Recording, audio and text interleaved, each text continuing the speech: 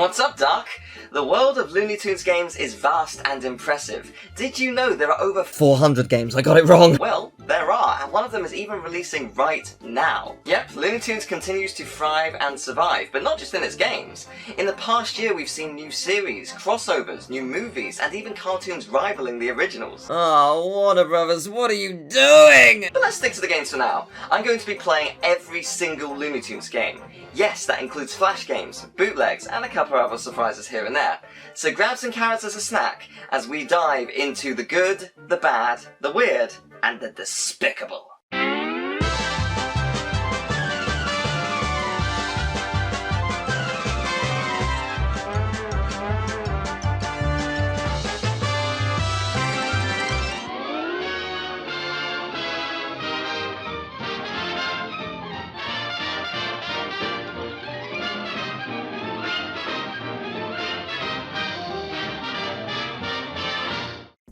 I think I'm the only person in the world to have played all 449 Looney Tunes games.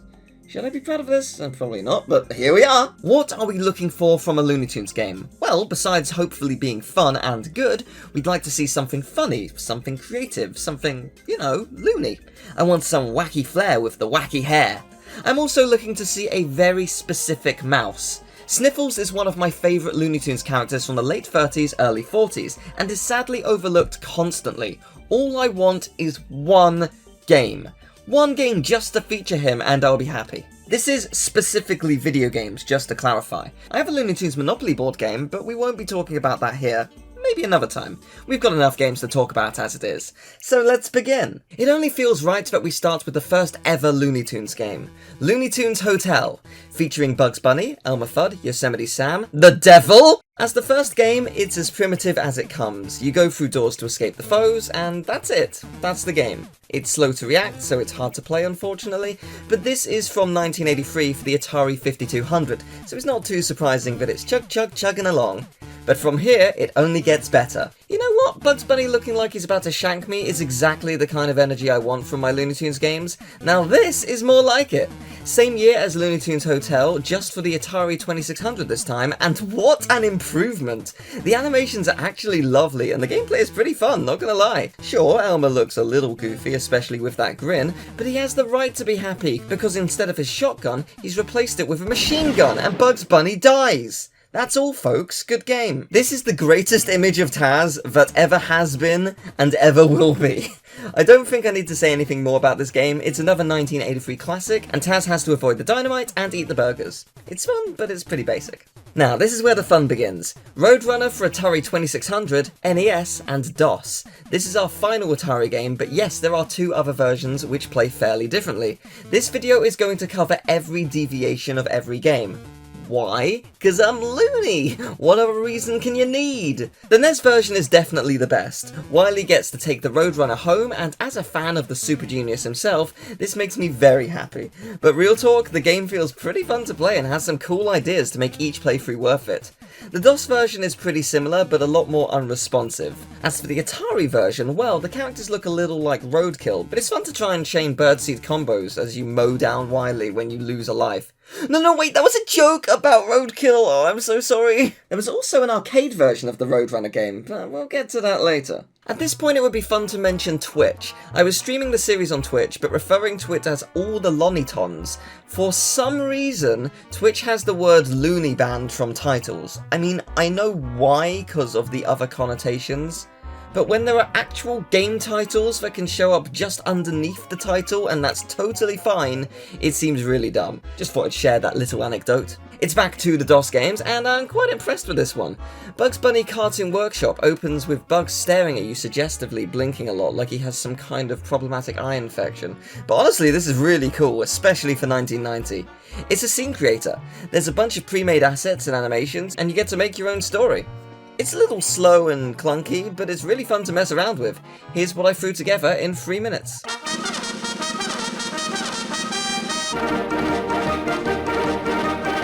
The Bugs Bunny Harebrained Adventure is the next DOS masterpiece, and again, it's pretty darn good. To be fair though, I'm a sucker for Gossamer, so that was always going to be a winner. Your goal is to explore the labyrinth and collect the keys to escape. Labyrinth was a word I used for a reason, because wow, you're going to get lost looking for these keys. You need 4 of them, and I spent 10 minutes searching for just 1 of them, and I was constantly treading new ground. So good luck getting all of them. It is a lot of fun though, genuinely intense at times in the best way, so good game. And now the final DOS game, Daffy Duck P.I. The Case of the Missing Letters. That is a mouthful. You play as Daffy, the brilliant private investigator, most likely inspired by the movie Daffy Duck Quackbusters. It's essentially a kid's spelling game, but some of it is legitimately difficult. Not the spelling aspect, but the enemies you have to avoid. They are ruthless. If you want to play any of the DOS games, I used the website classicreload.com. All the DOS games are preserved and playable there as of the time of making this. Give them a go. Would it surprise you if I told you there are pinball tables for Looney Tunes? 2 of them, in fact. Bugs Bunny's Birthday Ball in 1991 and Space Jam in 1996. I don't know what else to say apart from it's pretty cool that these exist, and they are archived so you can play them, but they are a pain to set them up, so really good luck with that. If you like pinball, have fun shooting the basketball past Michael Jordan's armpits a couple thousand times. I should also mention that there are slot machines and a back-in-action pachinko machine, but I'm not here to promote gambling, so they can disappear right along with Dusty Tails' innocent attire. Maybe we should deviate from the natural release order a bit and show something iconic. And this is a special message to Teal Game Master. F you! F you! For making me do this every time I boot this game up! Bugs Bunny lost in time. Bugs Bunny lost in time. Bugs Bunny lost in time. Bugs Bunny lost in time. That's right, I got a special mention in Caddicarus' video. My first ever review was of Bugs Bunny Lost in Time, and I asked him to check it out and give me feedback. It was a fairly terrible review, but he was super kind, gave me feedback, and here we are. I apparently tormented him with that, and now I'll do the same to you, so you are welcome. Bugs Bunny Lost in Time. Bugs Bunny Lost in Time is arguably the best game in this entire video. This is the one you're here to see. Well, this and a couple others, but this is the goldmine. Bugs Bunny Lost in Time is not only a damn fine 3D platformer having superb design, excellent visuals, and just a wonderful sense of what's fun, but it captures the cartoons perfectly. Every level is either a direct reference or inspired by a cartoon, and it doesn't take much to recognize it. If you've seen the cartoon, in most cases it feels like you're playing your childhood, and that might be the best form of praise I could ever give. The entire soundtrack is a bop, the bosses are creative, and again, directly reference cartoons. The story is awesome, paying homage and bringing back Merlin from Nightmare Hair, and even references the thumb trick. I'm trying to do the thumb trick, but it's just, no, come on, thumb. You can't reinvent the wheel or create fire, what good are you for? Bugs Bunny Lost in Time will forever be the best Looney Tunes game, and considering it came out in 1999, that's kinda disappointing. It's been 23 years and nothing has topped it. Well, almost nothing. Bugs and Taz, Bugs and Taz, Bugs and Taz Time Busters. Bugs and Taz, Bugs and Taz Time Busters. Bugs and Taz Time Busters. Oh, did you think Lost in Time was the only one that worked with? How wrong you were! I'll ruin all your favourite games. Line them up one by one. Bugs and Taz Time Busters launched 1 year later and is a perfect sequel. Okay, so they step away from the references to classic cartoons a bit, as they go with an original story, but it's still all about time travel. Granny is the smartest person who ever lived, as she created a time regulator. But she also has a volatile Taz as a pet and hired Daffy to get rid of a mouse, which led to him causing a destabilization in the time matrix or something. So maybe that's debatable whether she's intelligent or not. You have a Taz who could gobble that rodent without a second thought. Come on, Granny. The references to classic cartoons seem to be mostly in its boss stages, with the exception to the Aztec era, which is Yosemite Sam. As far as I'm aware, prior to 2000, there wasn't a cartoon where he was from that era, but that's okay, because a difference level features Gruesome Gorilla. Gruesome Gorilla was from a bunch of cartoons like Gorilla My Dreams or Apes of Wrath. The Viking era is a direct reference to What's Opera Dark, which is bloody magnificent. The Arabian era features Baba Chup from Ali Baba Bunny, and the Transylvanian era features Count Blood Count from Transylvania 5000. Also, I refuse to believe these characters aren't inspired by the Monstars and Space Jam. These aren't the only direct references. You ride on a dragon from 99 Bugs in the level Sacred Ride, and I'm pretty sure Zoomania is here because Taz is in a cartoon that features a zoo. So what makes this game so great? Well, they've mostly got original levels and they're all pretty awesome. The hub worlds have a lot more life to them, the level design is just as good if not better, the soundtrack is still exceptional, the visuals are gorgeous, and this game is 2-player. You must play as Bugs and Taz. You can do this on your own, and honestly, it feels great. You'd think it'd be awkward because you have to trek them both around, but actually the level design caters to that, so it doesn't feel annoying. But also, you can play with a friend. You can even dip in or out at the press of a button in the menu. As a sequel to what Lost in Time set up, this continues the foundation and excels. There's even more variety in the gameplay by adding a lot more minigames and puzzles. These two are the absolute best when it comes to the series, and hopefully one day we can see another game like it, because what a treat they are. Moving away from PS1, when you enter the SNES era of Looney Tunes titles, this is when the games start to feel a lot more like Looney Tunes. But not in how they look, but specifically in how they act. Now it can feel like a Looney Tunes game.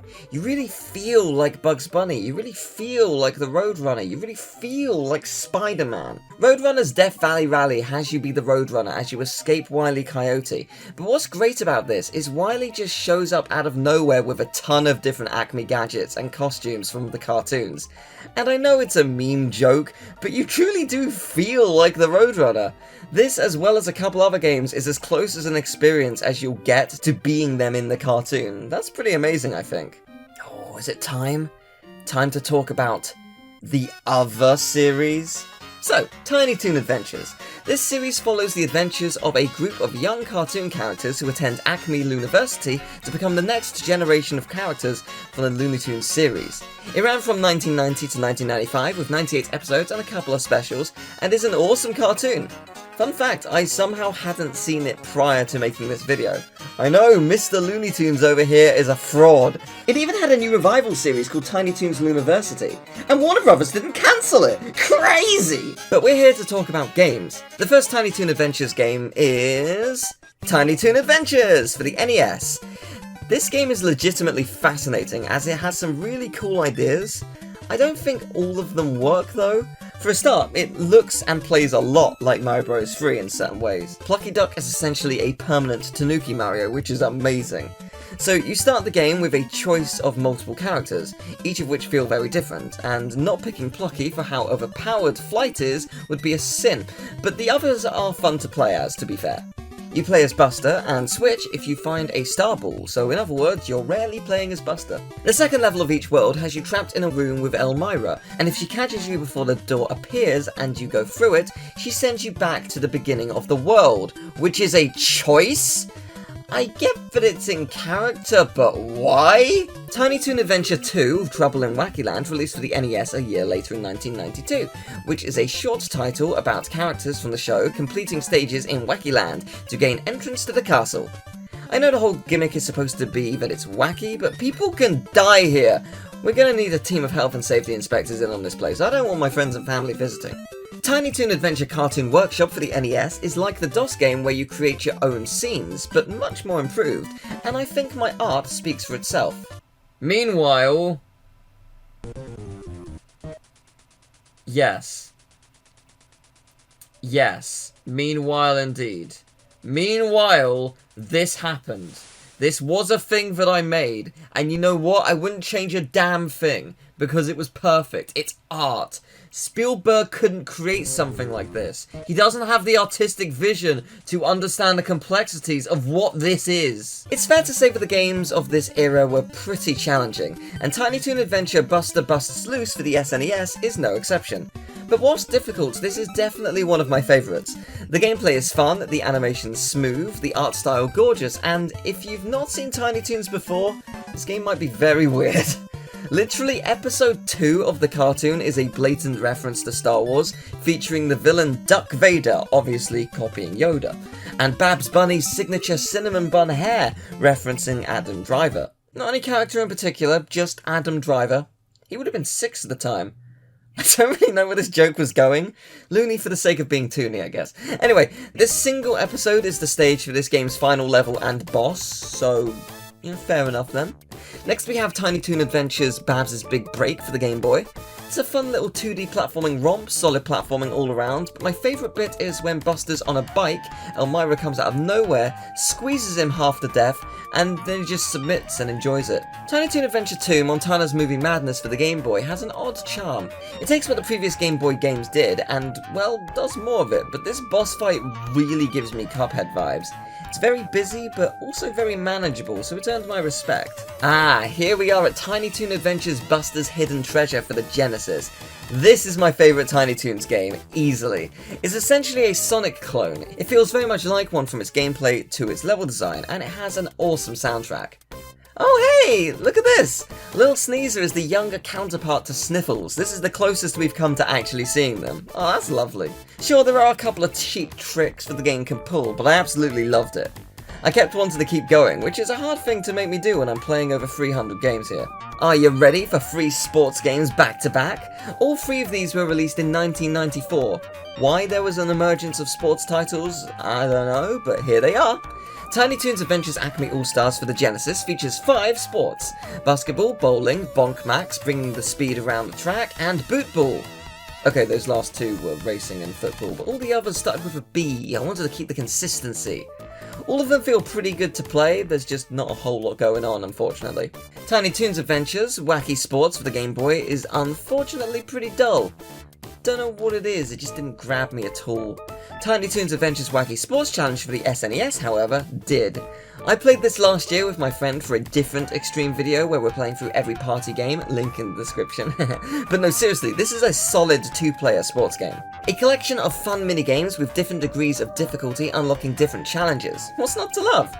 All of the games above were developed by Konami, but their reign ends here, and that's reflected in the quality of the upcoming games. There are a couple exceptions though, like this first one. You know what? I didn't expect a point-and-click adventure, and I don't know why. It seems like such an obvious thing for Looney Tunes. Point-and-click games are all about clicking everything, and a unique, funny, loony animation happens. So this is Tiny Toon Adventure The Great Beanstalk for PS1. It goes by a different title on PC known as Buster and the Beanstalk, and it's a little better because using a mouse instead of a controller for a point-and-click game is better. But it's pretty fun. If you're into these types of games, this will be right up your alley. Tiny Toon Adventures Toonenstein for the PS1 is an interesting game. It's not a point-and-click, but it is an animation discovery game. Just a lot slower and not fun. I found this damning review by Game Cult from October of 2000. This is translated from French, but it reads, "Toonenstein does not even deserve to be anecdotal. Interactivity close to nothing. Realization of the same ilk grotesque lifespan. All the ingredients of software to be forgotten before even having discovered it is there. Even the argument of easy gaming for very young audiences should be banned, as everything in this game turns out to be mediocre. Rare are the software to flee with such conviction." Wow, that is a 1 out of 10 review. Let's briskly move on faster than the game does. There's one more PS1 title, Tiny Toon Adventures Plucky's Big Adventure. To avoid doing homework, Plucky wants to invent a time machine to go back to do the homework. This game is a very boring walking sim, and when Elmira catches you, you motorboat her. Alright, moving on. The dev team who made the previous game is called Warthog. Remember that name, it'll be important. Their next game is Tiny Toon Adventure Buster Saves the Day for the Game Boy Color. They released 3 games in 2001, and actually I really like this one. It's a very simple platformer, but I find it quite addicting. Fair play to them. And then they also made Tiny Toon Adventures Wacky Stackers. This is basically Puyo Puyo. Nothing else to say, moving on. We'll see you later, Warthog. Tiny Toon Adventures Dizzy's Candy Quest for the Game Boy Color is fascinating. What does Horizon Forbidden West have in common with this game? Horizon is the most recent title, Tiny Toons was the first. This is by the dev team Formula before they became Guerrilla Games. Guerrilla was originally a team called Lost Boy Games, which was a merger of 3 companies, one of which was Formula. However, this was partly developed when they were Lost Boy Games, so this is the first for Guerrilla. What a crazy journey this company has had, but honestly, this game rules. It's such a fun puzzle game. Challenging, yes. Worth playing, absolutely. Just as a piece of gaming history, honestly, it's worth playing. Are you ready for the final Tiny Toon game? Tiny Toon Adventure Buster's Bad Dream for the Game Boy Advance was made by the dev team Treasure, and it's such a shame that this was the only Tiny Toons game they made. It's a bit repetitive, but there's a great game here. It's a beat-em-up where you team up with other characters, each with drastically different abilities, and it's fun to experiment with their powers. After all the time we've got to spend with this cast, it's great to let off some steam and beat the living hell out of some snakes and jaguars. What a journey this has been. Oh wow, is that Bugs Bunny? Happy 50th birthday, Bugs. 1990 is genuinely the 50th anniversary if you discount the cartoons with earlier Bugs Bunny concepts. Elmer's Candid Camera is the cartoon I consider to be the true first Bugs Bunny cartoon, as although he looks and sounds a little different, the personality is there. To celebrate Bugs' birthday, he actually got a game for the NES. Every other Looney Tunes character is jealous he's getting a party when they didn't, so they're going to kill him. No, really, that's not a joke! It's a genuinely solid platformer, pretty challenging, and terrifying when Tweety emerges from a bush the size of Bugs to kill him. Of course you realise this means war! I'll kill Tweety first with a hammer, so it's all good. It's just murder! What's the big deal? I was going to make a joke about the pointlessness of killing someone over a birthday party, but people have killed in real life for less, so that just makes me sad. Small tangent, did you know that there are a fair few Who Framed Roger Rabbit games? I looked into them as maybe they'd actually have Looney Tunes characters cameoing in the games like they appear in the movie. Well, no such luck, so let's swiftly move on. I did want to mention the games though, if only to mention that I spent a couple minutes looking into it. They were my precious minutes. We're looking at a real gem here. Roadrunner and Wile E. Coyote for the Commodore 64, Amstrad CPC, and ZX Spectrum. The sound effects are disgusting, but genuinely I had a great time. The gameplay is fairly bare bones, but it's really impressive for the hardware, and it's just good fun. You have my respect, I hope they'll remember you. Oh ho, there's another Commodore 64 game. Bugs Bunny Private Eye is a lot more impressive than the previous one, as it was released 2 years later, but what I love most about this is the way Bugs digs around the level. It's simply delightful, especially for 1993. Oh god, am I gonna have to try and explain the TAZ-MANIA multiverse? Alright, so TAZ-MANIA was released for Genesis, Game Gear, Master System, SNES, and Game Boy. And every single one of those is different, even the Game Gear and Master System versions. Let's start with the Master System version. This game is tough. The spin that Taz produces makes you move so fast. I'm not going to say it's uncontrollable because it's not, it just takes time to adjust to the rhythm of the Okay, I keep mistyping Taz as Tax, and that has got to stop, because I'm going to inadvertently let slip for the avoids paying them. TAZ-MANIA on the Game Gear is so drastically different, it's like night and day. The Master System is, well, tough, fun, and well designed. This is just... The first level, you have to very quickly learn how to play or you'll be crushed. I do like how intense it is though. Then the second level is a maze. Pick the right path or loop back to the beginning, and there's a lot of choices to pick from, and it's not well indicated which way to go, so thank you for that. The Genesis version is bizarre. The soundtrack is just weird. I'm not going to say bad, because there will be fans of it, it's just weird. But the second level is so cramped and confusing, and everything tries to kill you. I found it really strangely disorientating. I like the game, but it makes some strange decisions for sure. Next up we got the SNES version, which is completely different from the rest. For a start, it's 3D. You're constantly running forward trying to catch birds, and once you collect enough of them, Taz gets his stomach pumped, the birds escape and the level's over. This was my favourite TAZ-MANIA game alongside the Master System version. It's such a fun time. I mean, it's essentially an endless runner before that became a thing. Okay, you do have a timer, but the general gameplay is the same. Also, this bus icon looks like Among Us. Finally, we move on to the Game Boy. In PAL regions, it's called Tasmanian Devil in Island Chase, but it is TAZ-MANIA in the US. This game is really hard. I do not know how people beat this, especially on such a small screen that you could barely make out, but it's not the hardest TAZ-MANIA game. Surprise! There's a secret 6th TAZ-MANIA! Technically. 3 years later, TAZ-MANIA 2 was released in the US. In PAL regions, it's just called TAZ-MANIA. That's not confusing at all! TAZ-MANIA 2 likes to throw all kinds of devious traps your way, and most of them will probably get you the first time. Beating this game is an achievement, one I don't care enough to get. I watched a long play though, that took up some time. Would have taken up more too if I wasn't watching at ×2 speed. The next game's name will blow your mind. It is so loony. It's called Looney Tunes. Joking aside, this game is actually awesome. Released for the Game Boy in '92 and re-released in colour in '99, this has 7 levels where each new level has you playing as a different character. That in itself is pretty cool, but even better than that, each character feels totally different. They've essentially created 7 mini-games in one, which I really appreciated. It's not a long game, but it's definitely a fun time. Speedy Gonzales for the Game Boy is an odd one.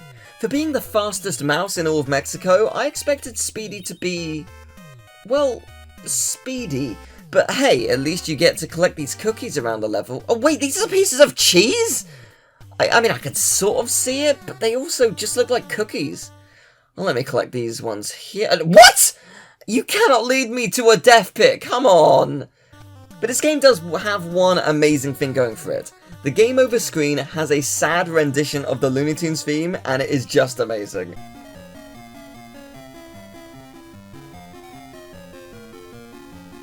Speedy Gonzales in Los Gatos Bandidos for the SNES was one of the better games I played for this video. It is challenging for sure, but I just enjoyed everything the game was doing, at least up until the first boss. That felt so, I guess, boring and awkward, but well, what can you do? Part of the sound effects for the second level is really grating. It sounds like my brain is being cleaned and scrubbed. It just sounds horrible. Your mice friends have been kidnapped and you've gotta save them. If you fail and game over, you get one of the most disturbing and sad game over screens in Looney Tunes games. Why is it only the Speedy Gonzales games that do that? Clawing its way next is Cheese Cat-Astrophe. Get it? They want you to get it. This is for the Genesis, and I've got to immediately point out the intro. Speedy goes off to get his crush, or girlfriend, or lover, or friend's second cousin's sister some flowers when she's kidnapped by Sylvester. But then the title screen makes it look like it's all about getting cheese away from him, like the cartoon Here Today Gone Tamale. Then, as soon as you start, Bugs Bunny shows up like it's some kind of meme bootleg image. It's pretty good. For gameplay, all you need to do is find all your friends before you can move on to the next stage. It's fun enough, but I want to talk about the Game Gear Master System version next. The gameplay is mostly the same objectives, but the level design is different, and everything is much more creepy in this version. Look at this horrifying plant. What is this? Oh my word. Another day, another Bugs Bunny game. Bugs Bunny Crazy Castle for the NES and Game Boy. This is a series that spans 13 years, so much so that I think we're going to have to go through all of these back to back. There's a huge story to all of this. A story of drama, deception, and hierarchy. Sort of. The first game for the NES and Game Boy is the most basic of the series, as they don't explore too many concepts and it cycles between the same kind of bare bones level, but it is pretty fun. Bugs Bunny Crazy Castle 2 is a much better game. Made exclusively for the Game Boy in 1991, it set out to improve on everything the first game did, and it succeeds. The levels feel a little more linear, as you have to now collect all the keys within the doors, but in the sense that it feels like you're trying to complete a puzzle carefully constructed by the developers.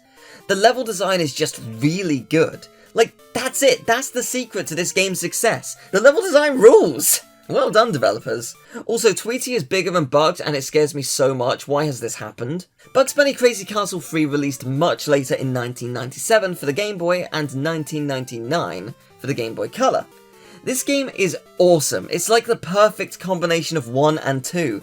It's the puzzle gameplay of 2, but with the openness of the first game, and I love it.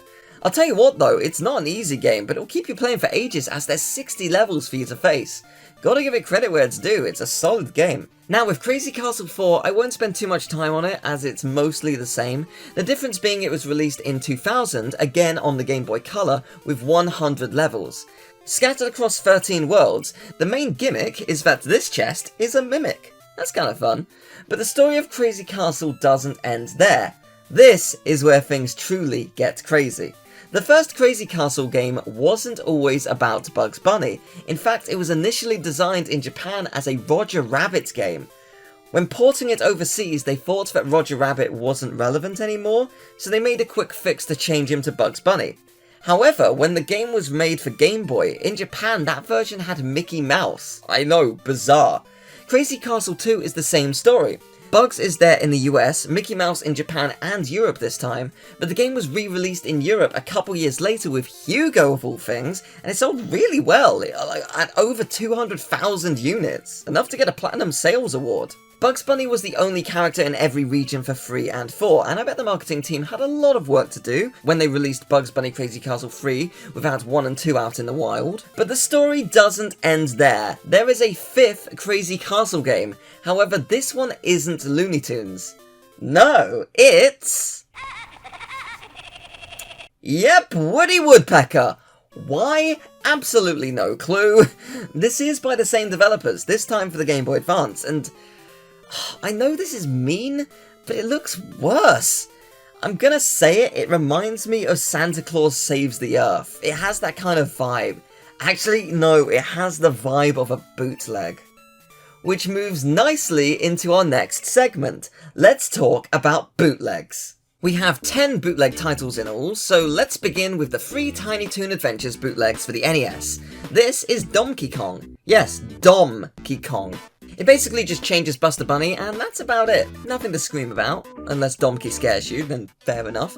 The next one is more substantial. Felix vs. Jerry. Felix the cat versus Giant Jerry the mouse. I kind of love this. It's also fun to see Woodstock from the Peanuts comic as one of the other playable characters. And finally, Super Mario Bros. 6. You play as Mario. It makes perfect sense this would happen, given that the game was heavily inspired by Super Mario Bros. 3. And speaking of, that leads nicely into our next bootleg game, Tiny Toon Adventures 2. Mario Bros. 14 is the same idea, you play as Mario. Oh, but wait, what will happen in the pinball stage? Yes, brilliant. This is what I was hoping for. A little jank, a little cursed. Thank you for not disappointing me. Tiny Toon Adventures 6 is a bootleg of Babs' Big Break and is mostly the same. Pretty much just the titles changed and some of the text in cutscenes, even though the story is the same.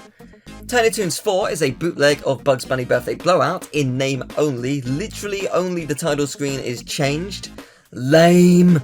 Don't worry though, we'll get to the good stuff in a bit. Just you wait and see. Is that foreshadowing? Tiny Toon 3 Crazy Castle is a bootleg of Bugs Bunny Crazy Castle, and again just seems to be a title screen swap. But now is when the fun begins. Speedy Gonzales on the Game Boy. It makes perfect sense to swap out a fast character for another, so this one is Sonic 6. You strangely enough start in the third world of the game, but yep, this for sure is Sonic. Doesn't control like him, but he's here. My favourite thing has to be the game over screen. Aw, bless him. The poor little hedgehog didn't unalive. Next up is Sonic the Hedgehog SNES. This is based on Speedy Gonzales, Los Gatos, Bandidos, and oh, this one is good. You rescue Mario from the cages and the sounds that play. Oh man, enjoy this. And it's time for the final bootleg. Just wait and see. No, really, that's the game. So this isn't quite the same as the previous bootlegs. This game features New Pagodi, a Russian collection of animated theatrical shorts which bear similarities to Tom and Jerry. But as you can plainly see, Bugs Bunny is the main character. In fact, it features all your favourite Looney Tunes stars. Bugs, 1930s Daffy, Bird, Bear, all the classics. Now, I hate to be the bearer of bad news, but this game does not feel good to play. But don't worry, because your reward for sucking is... Vor.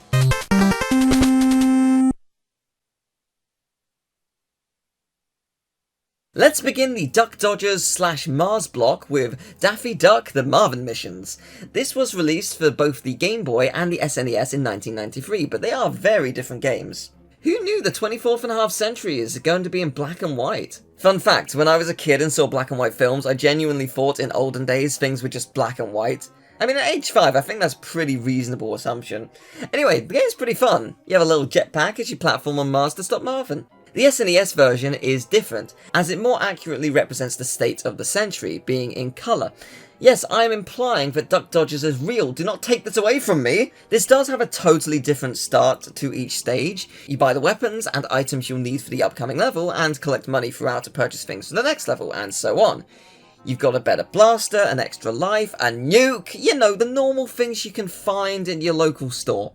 I gotta say though, I really had a great time with this one. Your jetpack doesn't refuel automatically, so I had to use it sparingly, same with the items. There's a great deal of patience, because whilst it's very satisfying to just launch a nuke immediately, maybe save it for the boss. Or don't, it's your call, you're Duck Dodgers, you definitely know what you're doing. Taz and Escape from Mars released for both Genesis and Game Gear. They're very similar, but the level design is different. I really enjoyed the Genesis version. It feels like a natural evolution of the past TAZ-MANIA titles, just this time you're on Mars for some reason. That's not to say the Game Gear Master System version is bad, it just wasn't as good as the Genesis. Something about the Genesis one gave me a Metroid vibe, not in the way that it played, just how it presented itself I guess, and that's never a bad thing. When I was in school, supposed to be doing work, I instead played emulated games, finally experiencing consoles that I didn't have growing up. One of the games I tried to get working was Duck Dodgers, starring Daffy Duck on the N64. I didn't really remember much, as I recall the ROM not being great, but finally revisiting it now, I love this game. It is such a solid platformer. The whole plot and intro is very close to that of the original Duck Dodgers cartoon. I can't imagine how exciting it would have been to actually see this cartoon come to life as a fully playable adventure for a kid. If you are wondering what kind of music will be big in the 24th century, you'll be delighted to know the answer is MIDI jazz. It's not a particularly long game, but it is a lot of fun, and since I had a vague memory of that from the little I played, that's all I could ask for. If he's not Duck Dodgers, he's just this ordinary Daffy Dumas duck. Looney Tunes Duck Amuck is a fascinating game.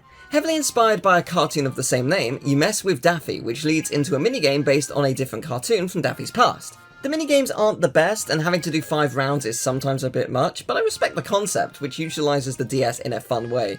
It would probably work really well as a more refined mobile game. Oh, great horny toads! Speaking of mobile, oh, what is this? Cannonball Follies was a fun little mobile game back when mobile games were fairly primitive. Not Snake level primitive, but, you know, still primitive. I remember playing this when I was supposed to be doing work in school. You control Sam wielding a cannon and have to get the cannonball in the destination. I think there's a little element of rose-tinted glasses, as this is a lot more stiff than I remember. However, it wasn't just a mobile game.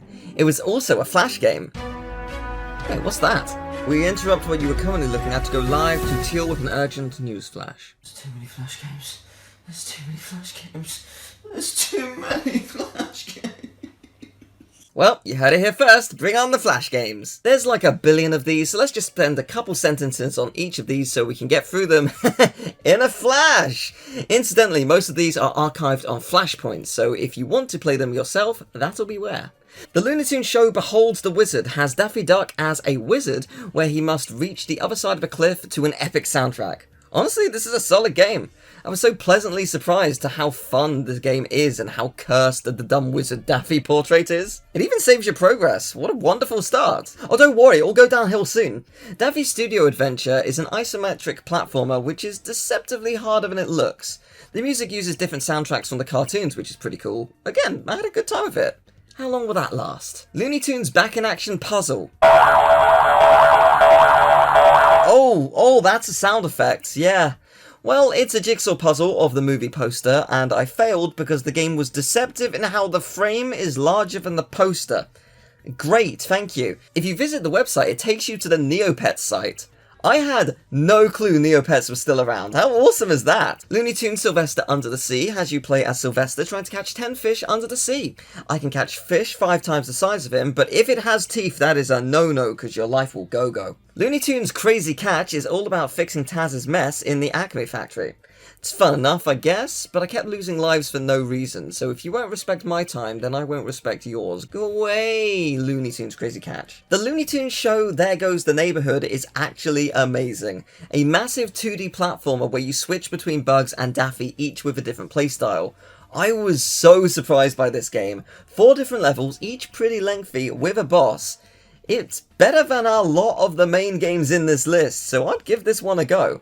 Also, Granny's house is terrifying. It's bigger than the entire city of Las Vegas on the inside and is fraught with danger. She lives on the edge. Looney Tunes Safecracker is sadly not about teaching children how to crack safes, it's actually just a put the right image on the right bits of the safe to open it. Lame. The Island of Dr. Moron! Oh wow, this is kind of nostalgic. Some of these games are based on Flash animations. A bunch of the animations were released as DVDs called Stranger Than Fiction and Reality Check. And I genuinely love these cartoons. Some of them are really funny, and this is one of them. The game is alright, crush the horrifying carrot and then move on with your life. Looney Tunes Doodle Pad allows you to doodle crazy, but then you can play it back as an animation. Looney Tunes supports LGBTQ+ rights, and then I made it cursed because there's a smudge tool, and then I summoned ants because there's an option for some reason.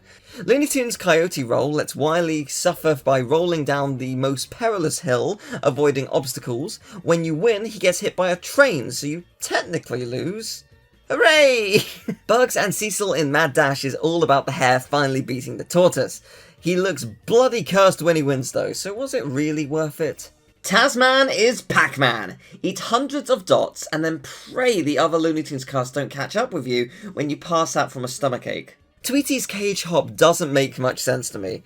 Tweety just sort of went where he wanted. You know what? Yeah, fair enough. You be your best self, Tweety. Don't conform to my wishes. You do you. Tweety Let's Decorate is all about making sure the house looks perfect for Christmas, even if it's July. Tweety, you do whatever you want, sweetie. It's okay. Tweety's ocean cleaning makes me so proud. He wants to help the world and I love him for it. Genuinely though, respect to this game for teaching people about cleaning the oceans and linking to sites that gives advice and stuff. A clean planet is a happy planet. Wile E. Coyote's pole vault challenge proves that he is the greatest pole vault athlete to ever live. He flew over that pole. Nothing will top that. Taz's Tropical Havoc has Taz create Tropical Havoc. Who knew? But okay, so this music that plays in this plays in a bunch of other Taz games, and can someone tell me what it is? It sounds like it would play in Bugs Bunny Lost in Time or Bugs and Taz Time Busters. I listened to both of those soundtracks. It is not that. I listened to the other soundtracks for the composer made. It's not from those. What is it? Someone must know. Please, please tell me. Oh man, the Looney Tunes Back in Action microsite is a trip to the past. A lot of it leads to dead links, so I couldn't look at absolutely everything, but wow, this is glorious. I'd be remiss if I didn't also showcase the Space Jam website. Set up in 1996, it is still actually live. You can look at it right now. The dedication to preserving this is absolutely wonderful. In Earthling Eliminators, Marvin finally eliminates some of the Looney Tunes. Well done, my dude. Speedy's Pyramid Rescue is essentially Q*bert. If Speedy gets caught by the bird, you can see how long his tail is. Or it's a very thin penis. Anyway, moving on. While Tweety lays down some fat tracks, help Taz dance in Taz's Dance Fever. Yep, this is a thing. Absolutely glorious. Taz's Jungle Jump is cursed. Taz looks dumb and then dies. Well done, you mad bastard. Now it's time for Tweety's Dance Fever. Oh, did you think it was done? Tweety has some epic moves. Looney Tunes Active Soccer is actually pretty awesome. I really got into this one. Not just because I got to play and score as Lola, her celebration dance was absolutely worth it. We're still not done. It's time for Looney Tunes Dance Floor Domination. It's not as cursed as before, but I kind of love and hate it. Looney Tunes Surf Team has Daffy reach some mad surf and mostly drown in a very laggy experience. Radical. Okay, this is bizarre. Beanstalk Bunny and the Abominable Snow Rabbit is a combination of two cartoons that should not be combined in a Flash game. Why has it been? I don't know. Does it work? Not really. The Abominable Snowman is just there for some reason. Okay. Daffy Duck in Featherweight Duck is just Punch-Out. It's incredibly stupid that this is the first time I've played Punch-Out or a clone of it, and suddenly you must fight Hong Kong Phooey. Honestly, that's pretty cool. Daffy Duck wide receiver is either football or he's massively stretched. The opponents sound like they're throwing up on me. Daffy Short Circuit is a puzzle game I was bad at. Hooray! Marvin the Martian in Land Grab is a pretty cool game, unironically. I'm sure I've played something like this before, but I can't think what. Destroy a percentage of the land without being touched and you win. That's the first thing they teach you at Genocidal Maniac School, I'm pretty sure. Looney Tunes Blocks is an annoying broken version of Buster Move. Never touched this game. I did enjoy Daffy's game over screen though. Satellite Space Race is just absolute carnage. It's hard to control and near impossible to react to things, but it sure does exist. You can't take that away from it. Marvin the Martian Jetpack Getaway. 1, 2, and 3. Yep, there are 3 of these. They're basically the same game, just different levels. Control Marvin in a jetpack and don't die. I said don't die, until you fool. Pizza Pie Peril is based on the Flash animation Royal Mallard. Climb the building to deliver the pizza. If you get to the top, Daffy runs away like the princess is in another castle the whole time. What a bastard. Planetary Cleanup 2. Not exactly sure what Planetary Cleanup 1 is, because it's not here, but it's basically asteroids. The trick is to barely move. Even an eager young space cadet could do it. Taz's Football Frenzy has Taz make a touchdown and then return to kill everyone else on the pitch. You know what? I respect that. That's really good. The Scarlet Pumpernickel Sword Duel. What a surprising game. Love the cartoon. Wasn't expecting a game on it. Clang, clang, oh, clang, clang. Burgers and Bombs has Taz eat the burger and the chicken and the pizza and the antacid so he can eat the bombs and more chicken and burgers and hot dogs and his own face if he's desperate. I mean, humans accidentally eat the inside of our own mouths, so... Wile E. Coyote Debris Derby. There is quite a lot of debris to avoid. It's kind of like a bullet hell at times, but I do love it. A cup of arsenic, a spider, some glue, a lizard's gizzard, an eel's ear or two. Oh, I'm sorry. You've just interrupted me making my witch's brew. It helps keep all my wrinkles pristine, you know. Wooden Nickel Dance-Off is so cursed.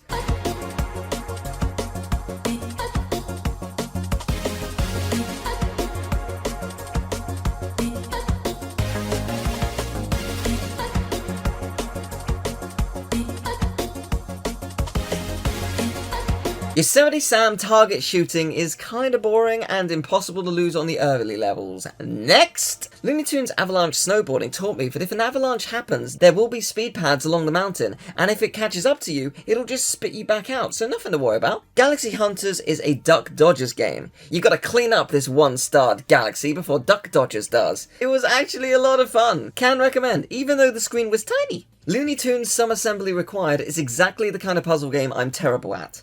Not a bad game, just not for me. Looney Tunes Meme Factory. What the hell is this and why? I made a very pointless non-meme in 2 minutes. I'm not even sorry. I didn't even try. Looney Tunes Looney Launcher is a poor Angry Birds. Let's move on. Looney Tunes Mahjong is Mahjong. Is that how you pronounce it? I've never actually played Mahjong before. I like it though. I really should play the real version at some point. Looney Tunes 10 Differences is Spot the Difference, and I hate how inept I am at these. I just cannot spot them at all for some reason. Anyway, no matter, moving on. Carrot Crisis starts with The Best Face by Bugs Bunny. If you've not seen New Looney Tunes before, and that's the specific name of the series by the way, then Sam is going to be a shock to you. He looks... not good. Anyway, the game is pretty dull. Avoid Sam, get carrots. Snatch the Cash has some exquisite noises. Oh boy, it's finally time to talk about the sub-series that never had any official game releases. This is Baby Looney Tunes Click and Spin.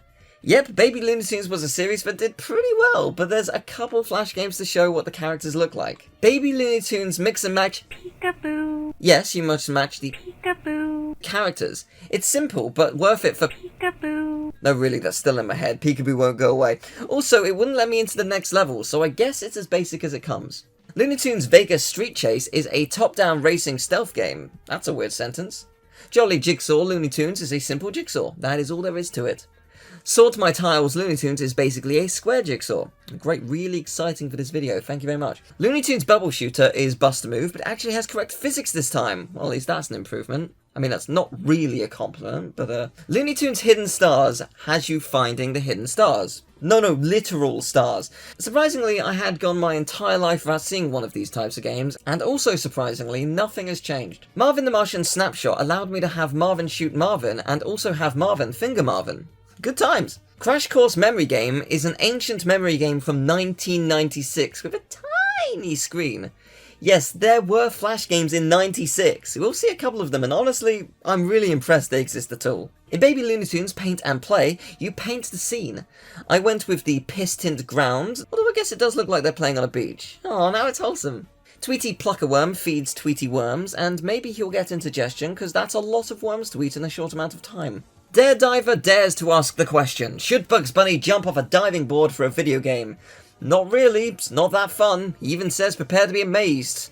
Christ. Marvin's Eartheries made me very angry. Very angry indeed. Mainly cause it didn't work properly when I was clicking on the things. Tweety's Colour Safari is another dull Tweety experience. I'm a wee little bird flying past a twee. I wonder if Putty will ever catch me. No, because Sylvester's nowhere to be seen in these, so no need to flee. Okay, so Looney Tunes Finds the Alphabet impressed me. At first glance, it looks like the Hidden Stars game, but the letters are actually fairly cleverly hidden within the set piece as part of the set piece. So I've got to give it credit. Sure, some of them are a stretch, but it's still very cool. Tweety Bamboo Bounce was actually kind of fun. Made funnier by the Flash game expanding way beyond the window so I could see what was coming. Tweety's Rescue Hector is essentially Donkey Kong, if it didn't allow you to finish the level. Great, what a waste of everyone's time. Foghorn Leghorn's Thanks But No Thanks is one of those eliminate all the items of the same colour game. It's fairly inoffensive, so thank you. Tweety saves the day in Tweety Saves the Day by playing a Mario Galaxy-inspired level and killing Sylvester, Tom, and Topcat. Okay then. Leave me alone! No, please don't go. I need to feel validated by you watching the entire video. New Looney Tunes, Fearless Flyer, has bugs avoid an extravagant amount of perils. Sometimes you really have to evaluate if an activity is actually worth it. Looney Tunes Doodle-Mania lets you doodle over the Warner Brothers logo. I didn't draw a penis, but I also didn't not, so... more Spot the Difference in Looney Tunes Spot the Difference. I'm still bad at these, moving on. Daffy Duck's Robin Hood Challenge lets you perform his most impressive moves with his buck and a quarter staff. It's not fun, but it's nice to see this cartoon referenced. Taz Extreme Skateboarding was one of the loudest games ever. I had it at 8% volume and it was still louder than every other game I played. As a game, it's fairly boring, but I imagine there's a ton I didn't discover. I've never been very good at these types of games. Tweety's Flying High in Tweety's Flying High. I actually quite like this one. It's super basic, but hopping from cloud to cloud was kind of cute. Looney Tunes Puzzle was the most offensive thing to me. There are so many references to classic cartoons, some of them so obscure, and yet you don't have sniffles? What? Looney Tunes Active Basketball is a football game where you hit the ball with a bat to score a try. No, wait, no, it's just normal basketball. Looney Mahjong is yet another Mahjong. There is literally nothing more I can say about this. Looney Tunes Football Frenzy amuses me. It asks you to put a number on the back of Bugs' shirt, then you play a keepy-up game, where you can't even see the number you put in. What was the point? Looney Tunes Active Slalom is like the Avalanche game, except you play as Lola, you can't die as easily, and you have to collect country flags in orbs. Looney Tunes Recess is a compilation of 5 games, and I actually really got into this one. I thoroughly enjoyed throwing balls at Elmer's face in Dodgeball. I was shockingly bad at noughts and crosses against Daffy, sorry, tic-tac-toe. What a weird name that is. There's also a jump rope game, basketball again, and a little Roadrunner survival race thing. It's a pretty cool little package. Tweety's Pickin' Tower has you stack these animals against their will to get an apple. You can fly, Tweety, come on! Rude Tood Taz is a burp and fart simulator. Jesus Christ, this is the bottom of the barrel. Wabbit's Toss. I could make a really awful joke about vibrators or bestiality, but I'm above that. So I'll just let you know that the option is there and let your imagination conjure up the joke. Looney Tunes Paint a Picture, Tweety and Sylvester is exactly what it looks like. I made Sylvester look ill. Point and Click Looney Tunes is another Spot the Difference game. Next! Aha! Toon Marooned, Protect the Fire. This is another instance of being based on a flash animation. You need to use the cannons to take out your opponent's fire, and I quite enjoyed this one. It's a nice treat when you actually find something fun. Baby Looney Tunes Ek os Brinquedos is a simple game about putting the item in the shape. Incidentally, Ek os Brinquedos translates to Find the Toys. Yeah, it does sum it up. Baby Looney Tunes Bedtime Bubbles gives you a look into your future as you learn what it's like to have kids who refuse to brush their teeth or have a bath. And then you shear all of Taz's fur. How rough are you brushing him? Tweety's Tweeter Totter is like that one minigame from Mario Party, except more dull. The rock climb was pretty fun. Why Wile has decided this perilous rock that leads to nowhere is the place to traverse today, I'll never know, but it's an alright game. Looney Tunes Carrot Sweeper is Minesweeper. Getting it wrong is pretty funny though.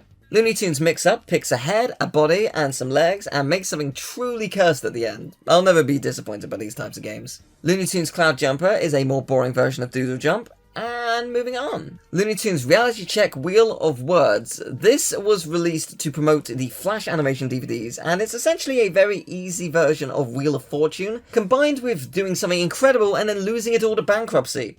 Oh, and then I spelt out the word, but it didn't recognise I did, so I just had to lose. Oh, it's a great game, really well made. Looney Tunes Looney Launch is one of those games that's so simple, I just kept playing it for ages. Change the direction of the arrows, deliver the correct lunch, it's that simple. Why did I play this for 4 minutes? Bugs Bunny Gone Fishing is a game where Bugs has discovered the most terrifying lake in the world. These carrot fish are so cursed, my word. Clear the Path is another 1996 classic. It's basically Leapfrog, but with TNTs. Yeah, I can't complain. It's pretty cool that this exists. Bugs Bunny's UFO Getaway has a tremendously awful hitbox. The smoke coming out of my ship should not kill me, unless that's an indication that I'm literally on fire. It's the final Baby Looney Tunes game with Baby Looney Tunes Paint a Picture. Yep, I just picked whatever colour was closest again. Looney Tunes Active Javelin shows that Bugs is actually the best in the world at javelin tossing. It's always nice when you discover a new skill. Marvin Space Bowling is a pretty fun bowling game. In space, you can't hear a pin drop. You can't see them drop though. Bugs Bunny Carrot Chase was genuinely one of my favourite Flash games. Such a simple grid-based platformer, but it was super fun. Bomb Drop doesn't look anything like a Looney Tunes game, but this is another 1996 game, and its most obvious tell is for the text at the top explaining the game. But despite how incredibly basic it is, I just can't help but being amazed that this exists. I didn't know internet games were as old as this, it's really cool. Looney Tunes Sled Escape gives you the option of of course I'm going with the silly slope! Gutted it's not called the Looney Slope, but whatever, it's pretty intense, not gonna lie, really fun. Tweety takes off in a better doodle jump game. Now it has graced your eyeballs for a small period of time, let's move on. Looney Tunes Taxi Time has you drive the Looney Tunes to their lovely homes. Marvin, your home is right there! You could walk in like 5 seconds. Why are you paying for a taxi? They're expensive, man! Extreme Taz Skateboard Street Course. It's like the previous Extreme Skateboard, but it's more than just ramps. And just like the previous one, I am garbage. Tony Hawk would disown me. Looney Tunes Crash Course is another 90s classic, but it didn't really work for me. The Roadrunner refused to move. For the first time ever, they were paralysed with fear. Ooh, another Looney Tunes Matching Pairs game. Well done. Thank you. Tricky Duck Volleyball has Daffy against Stone Cold Duck.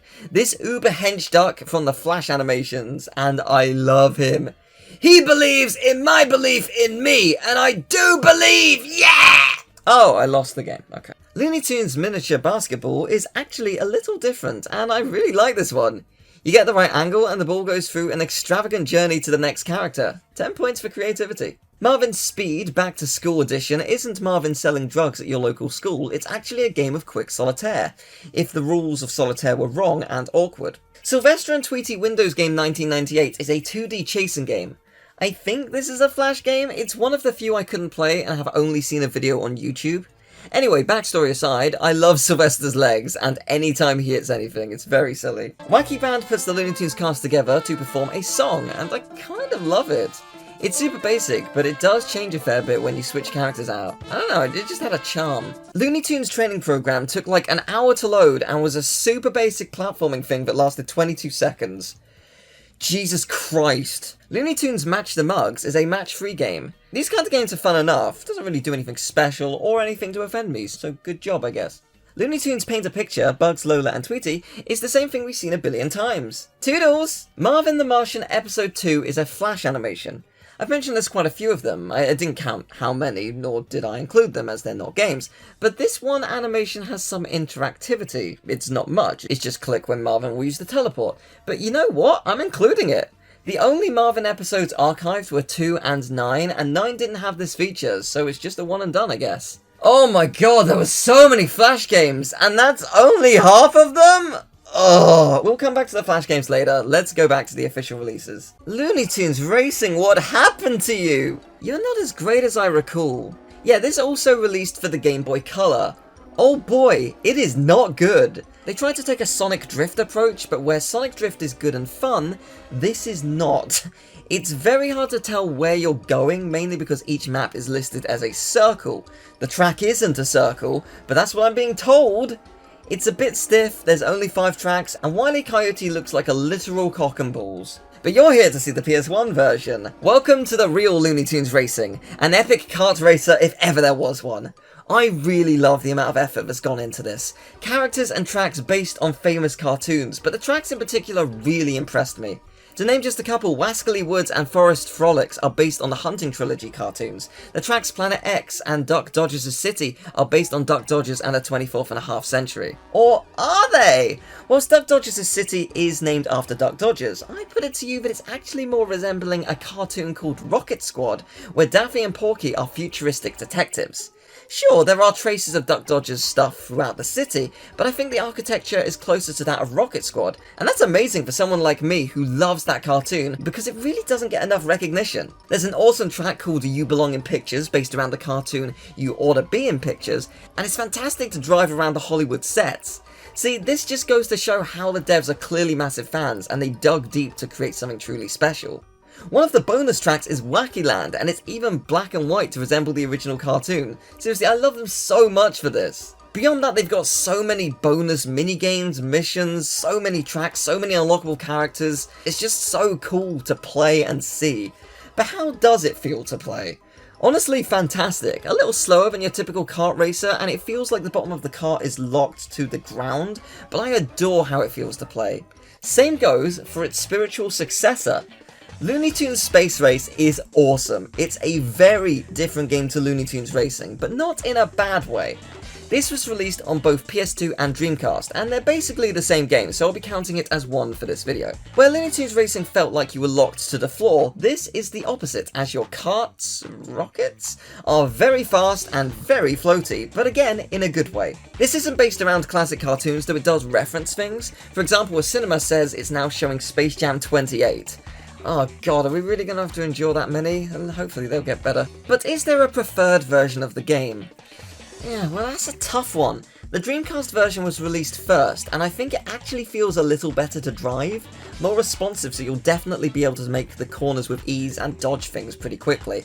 But the PS2 version has the better soundtrack. Hang on, that kind of thing is subjective. Let me play them back to back and see what you think. Here's the PS2 music.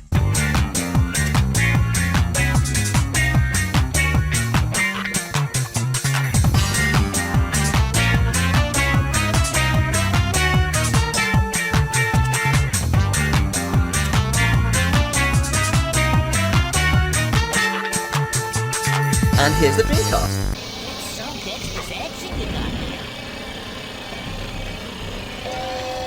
I did not edit this. The music isn't as good, not that you can hear it, because these are the default settings.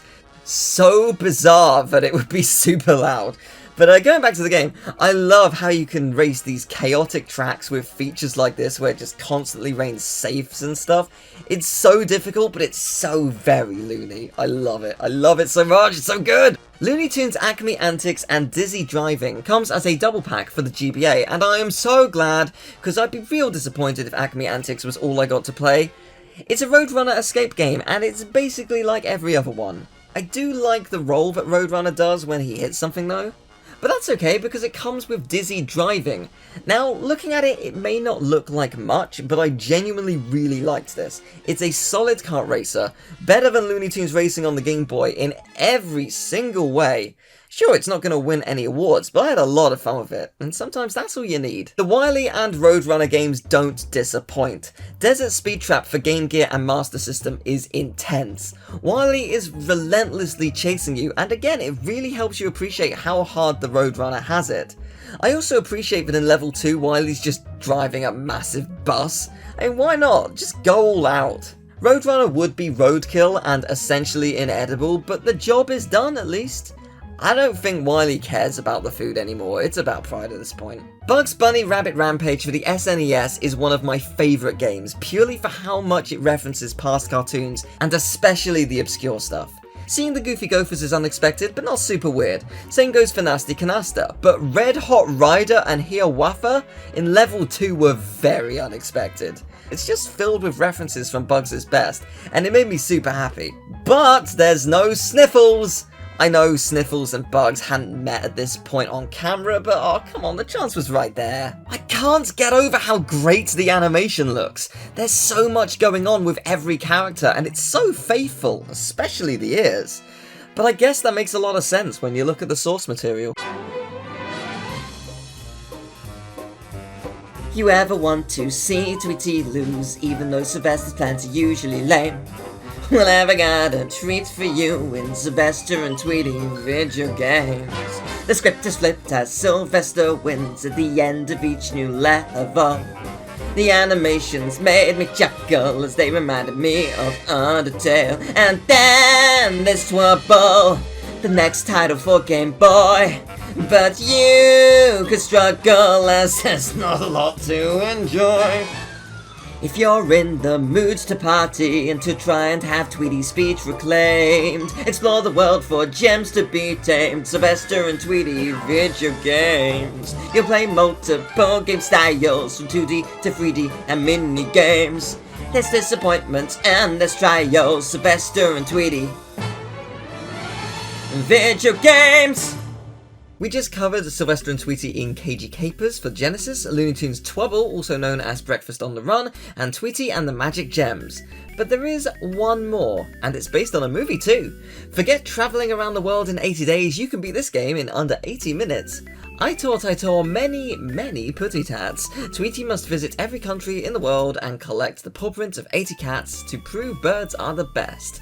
I understand it's a plot point for the film, because haha, Sylvester is an antagonist, but like, cats aren't rare? I could get 80 paw prints in my local town, let alone around the world. Anyway, game's a bit boring, but otherwise it's fine. You attack cats, steal their paw prints and their life, and that's that. But this isn't the only game that ties into a movie. Let's dive into the good stuff. Oh wait, no, this one isn't good. Look at this cheeky chappy. He knows something's up. He knows Space Jam is a fever dream. I unironically love Space Jam. It's such a fun time. That's the film, by the way. The game, oh dear. Yeah, it sure is a basketball game with minigames thrown in to give you an advantage on the other side, because you're gonna get your butt whooped. But do you know what the most egregious thing this game does? There's no sniffles!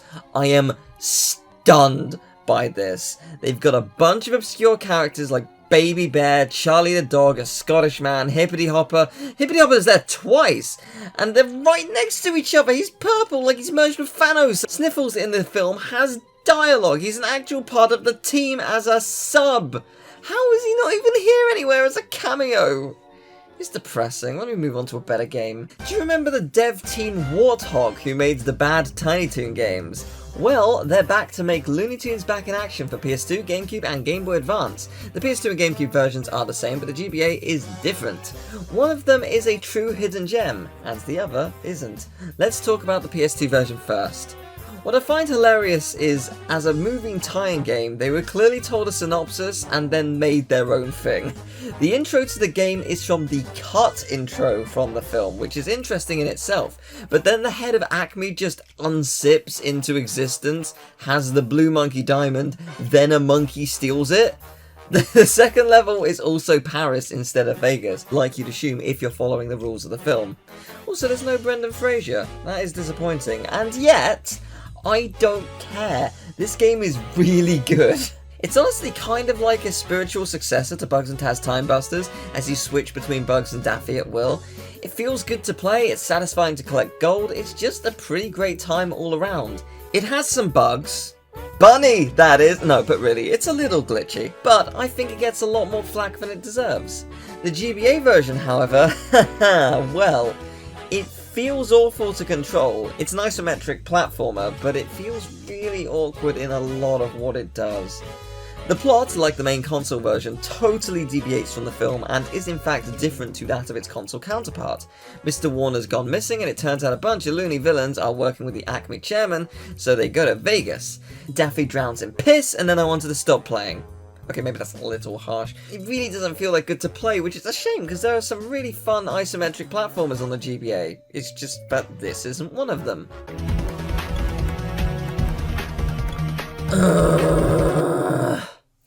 Even though the dialogue matches the awfulness of this film, Space Jam: A New Legacy, the game, is an enjoyable enough arcade beat-em-up. That said, it is like half the length of the original Battletoads at around 35 minutes, so you're not going to be missing much if you don't play this. Also, it is not cheap. Unless, of course, you're desperate to see LeBron James punch things a lot. I mean, If that's your kink, I will not stop you. And while we're on the subject of beating things up, Loons, the fight for fame is a weird one. Releasing exclusively on Xbox, it's a cel-shaded fighting game with ambition, but sadly has problems. You can only play as 4 characters, Bugs, Daffy, Taz and Sylvester. I thought maybe you'd unlock others, but you don't. The craziness of the Looney Tunes brand is there, but the fighting gets repetitive pretty quickly. What do we say to the god of death? Hurry a start. Not today. Multiversus is the newest in the line of Smash Bros clones, which sort of all appeared at the same time. Nickelodeon even did 2 of them. This feels like one big meme, and I guess it kind of is when you have Arya Stark, Shaggy at his buffest, Gremlins, Velma, who is the best, by the way, you can't convince me otherwise, the Iron Giant, Tom and Jerry, Superman, even LeBron James is here? And it's pretty fun. Sure, it isn't perfect, but it's free to play with in-game purchases, and I've actually had a pretty good time with what this game has to offer. There's a great sense of balance, even though in reality, we all know that Bugs would stick an exploding carrot up Clark Kent's arse, and Bugs would win. But we're not here to split hairs. He's here to split you. Hot Wheels Unleashed was a surprise. When it was announced, I was so excited. A Hot Wheels game to try and rival the likes of Mario Kart and Crash Team Racing, with gorgeous cars and tracks that feels like it's been plucked right out of my childhood? You know what? That excitement holds up. This game is legit really good. Super fun, certainly challenging, and arguably endless, as it has a track editor. But it also has DLC, and that's where Looney Tunes comes in. DLC with original cars based on the official Hot Wheels set, which I own because I'm super cool, some original tracks, fun explosive hazards, and of course, some customization. If you want to bring your matchup from Tinder to your Bugs Bunny pad, and they bail, they weren't right for you. Still being updated to this day, Looney Tunes World of Mayhem makes me so sad. This is a good game. Actually, dare I say a great game, but it has so much working against it. It's a turn-based battle game, and it's so very Looney Tunes. There's so much love poured into the mechanics, the animations, the variety of characters, but it is a gacha game, and you have to think how much better would it be if it wasn't. Also, no sniffles? Really? You have a freaking big Chungus, and even Christmas Chungus, but no sniffle? I can... Alright, let's calm down. Let's find something funny. Look at this box art for ACME Animation Factory. This feels like a clickbait thumbnail, and I love everything about it. This is another create and make magic happen game, but it has a lot more to offer this time. Like, for example, I tried to recreate the Looney Tunes theme in 2 minutes. Perfect. You know what? It could be worse, considering I was just flinging things onto the screen. You can paint a scene and superimpose your own drawing on it. And there's a couple minigames too. It's pretty cool. If you had this as a kid, I'd genuinely like to know if this had any major impact on you. Leave a comment down below, and like the video and subscribe. Thank you very much, really appreciate it. Daffy Duck in Hollywood has Daffy using a bubble gun to catch the henchman. Wow, look at how hench that cactus is! My favourite thing is definitely Daffy's walk. I slam my penis in the car door. This game is weird. I quite like it though. The bosses are definitely the strangest thing. It's a statue on wheels that shoots balls from its crotch. Hot. That's really hot. Desert Demolition, starring Wile, Coyote and Roadrunner for the Genesis, is the last game dedicated to this duo. And whilst it's not my favourite from the bunch, I really like the style. The intro is just a cartoon, and you can choose whichever character you want. Each character plays very differently, so you can finally catch the Roadrunner if you really want. Took you long enough? Now, what is Wile gonna do with his time?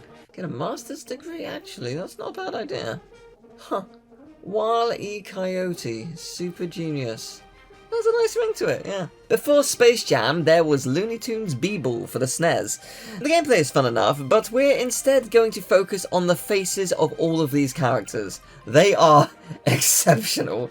Elmer and Bugs look cursed. Marvin looks so sad, bless him. And I can get cream pie for 42 cents? Oh, sign me up, that's what I'm talking about. There have been some strange Looney Tunes games over the years, but Porky Pig's Haunted Holiday is certainly up there. This is Porky's only exclusive game, which is a shame given how he's one of the first Looney Tunes characters and even signed off the cartoons in the old days. But I quite like this one. It's definitely been inspired by Mickey Mania, and Porky turns into a horrifying deflated balloon when he dies, but there's a real charm going on, and I really appreciate some of the references. For example, to get a high jump, you get scared by Daffy in his split personality appearance from the cartoon Prize Pest. That's pretty obscure, but it makes total sense for this game. The second level has creatures from Wacky Land. It's satisfying to see these iconic references as a fan, and as a passerby, it's just fun design. They understood the assignment. Bugs Bunny in Double Trouble didn't, though. Oh boy, where to begin? Well, the title screen looks like something someone cobbled together for a PowerPoint presentation. Then the story infuriates me, because instead of the evil scientist, Sam takes the role. Why? I don't know. I respect for the levels are designed and inspired by cartoons like Duck Rabbit Duck, Bully for Bubs, Arabian Nights, and more, but the game is a bit stiff and far too confusing at points. It's a shame because it could have been great. Looney Tunes Carrot Crazy, also known as Bugs Bunny and Lola Operation Carrot Patch, released on the Game Boy Color in '98, and it is pretty darn good.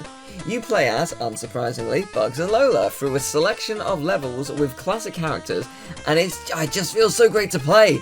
Lola is queen. She beats Daffy with an umbrella, as she should. This is the first time she's playable in a platforming title, so that's pretty nice. It makes a change. You can also switch between the two instantly, which I love. It's so cool to actually discover these gems on the Game Boy. Back in 1998, there was a series of animated jigsaw games for PC, which allowed you to complete the jigsaw from famous stills of classic cartoons. These games were called Assorted Nuts, Cosmic Capers, Merry Masquerades, and Love and Marriage. What I like is that when you complete the still, it shows the full clip where it's used. Obviously, I can't show it for this video because copyright, but I appreciate the effort here. It's not a difficult game, it's just a nice timepiece. You know what else is a nice timepiece? Looney Tunes Photo Fun. This was also released for PC, but in the year 2000, and there is absolutely no footage online. Until now! I own this. But what is it? It's a photo editor.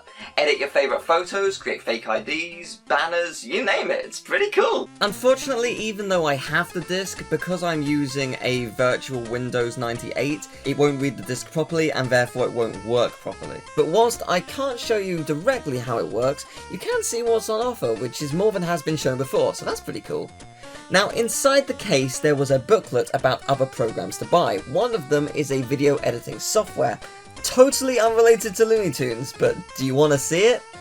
I can't really do much. I'm running this on a Windows 98 virtual window, but it's pretty cool. I made a movie, Mum!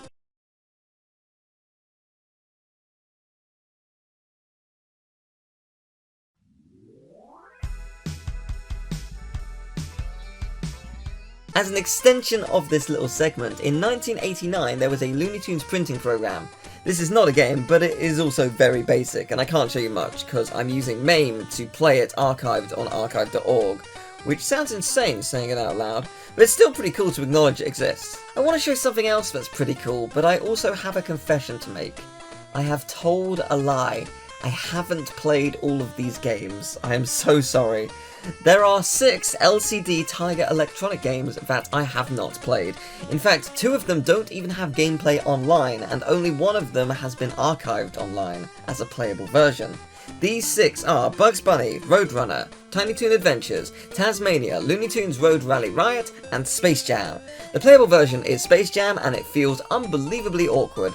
I suspect all of them do. If you're a collector, would it be nice to have? Sure, but beyond that, stay away, they're not worth playing.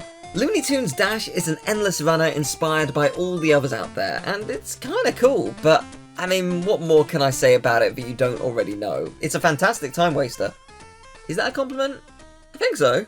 Anyway, next up, Subway Roadrunner. No, not the sandwich shop. It's a fan-made endless runner on Android. They just took Subway Surfers and put the Roadrunner in. Not sure what the giveaway was, maybe the human noise when the Roadrunner jumps, yeah, that'll do it. And that's all I'm gonna say about this. Oh, and he throws a shuriken, a goddamn shuriken! Did you think those were the only Android games? No, we've got plenty. And it would be silly of me not to take a deep dive into all of these monstrosities. Hill Looney Tunes Racing is fun. Bugs is in Dick Dastardly's car and what the hell? This is so uncontrollable! I do not understand what is happening. Daffy Duck Adventures is actually an okay automatic 2D platformer. Bit boring after a while, but I didn't hate it. Catch the Daffy Duck, I just need to click on him a bunch. I stopped at 69 times because I'm classy. Duck City Run. This is a bit glitchy. There came a point when I was sort of invincible, but yeah, this is another Subway Surfers clone. Get ready to see a couple more of these. Daffy Duck vs Zombies is amazing. Every action has a totally different art style image of Daffy. I love this. Toon's 3D Daffy Duck is another Subway clone. This time, absolutely cursed Taz is chasing you.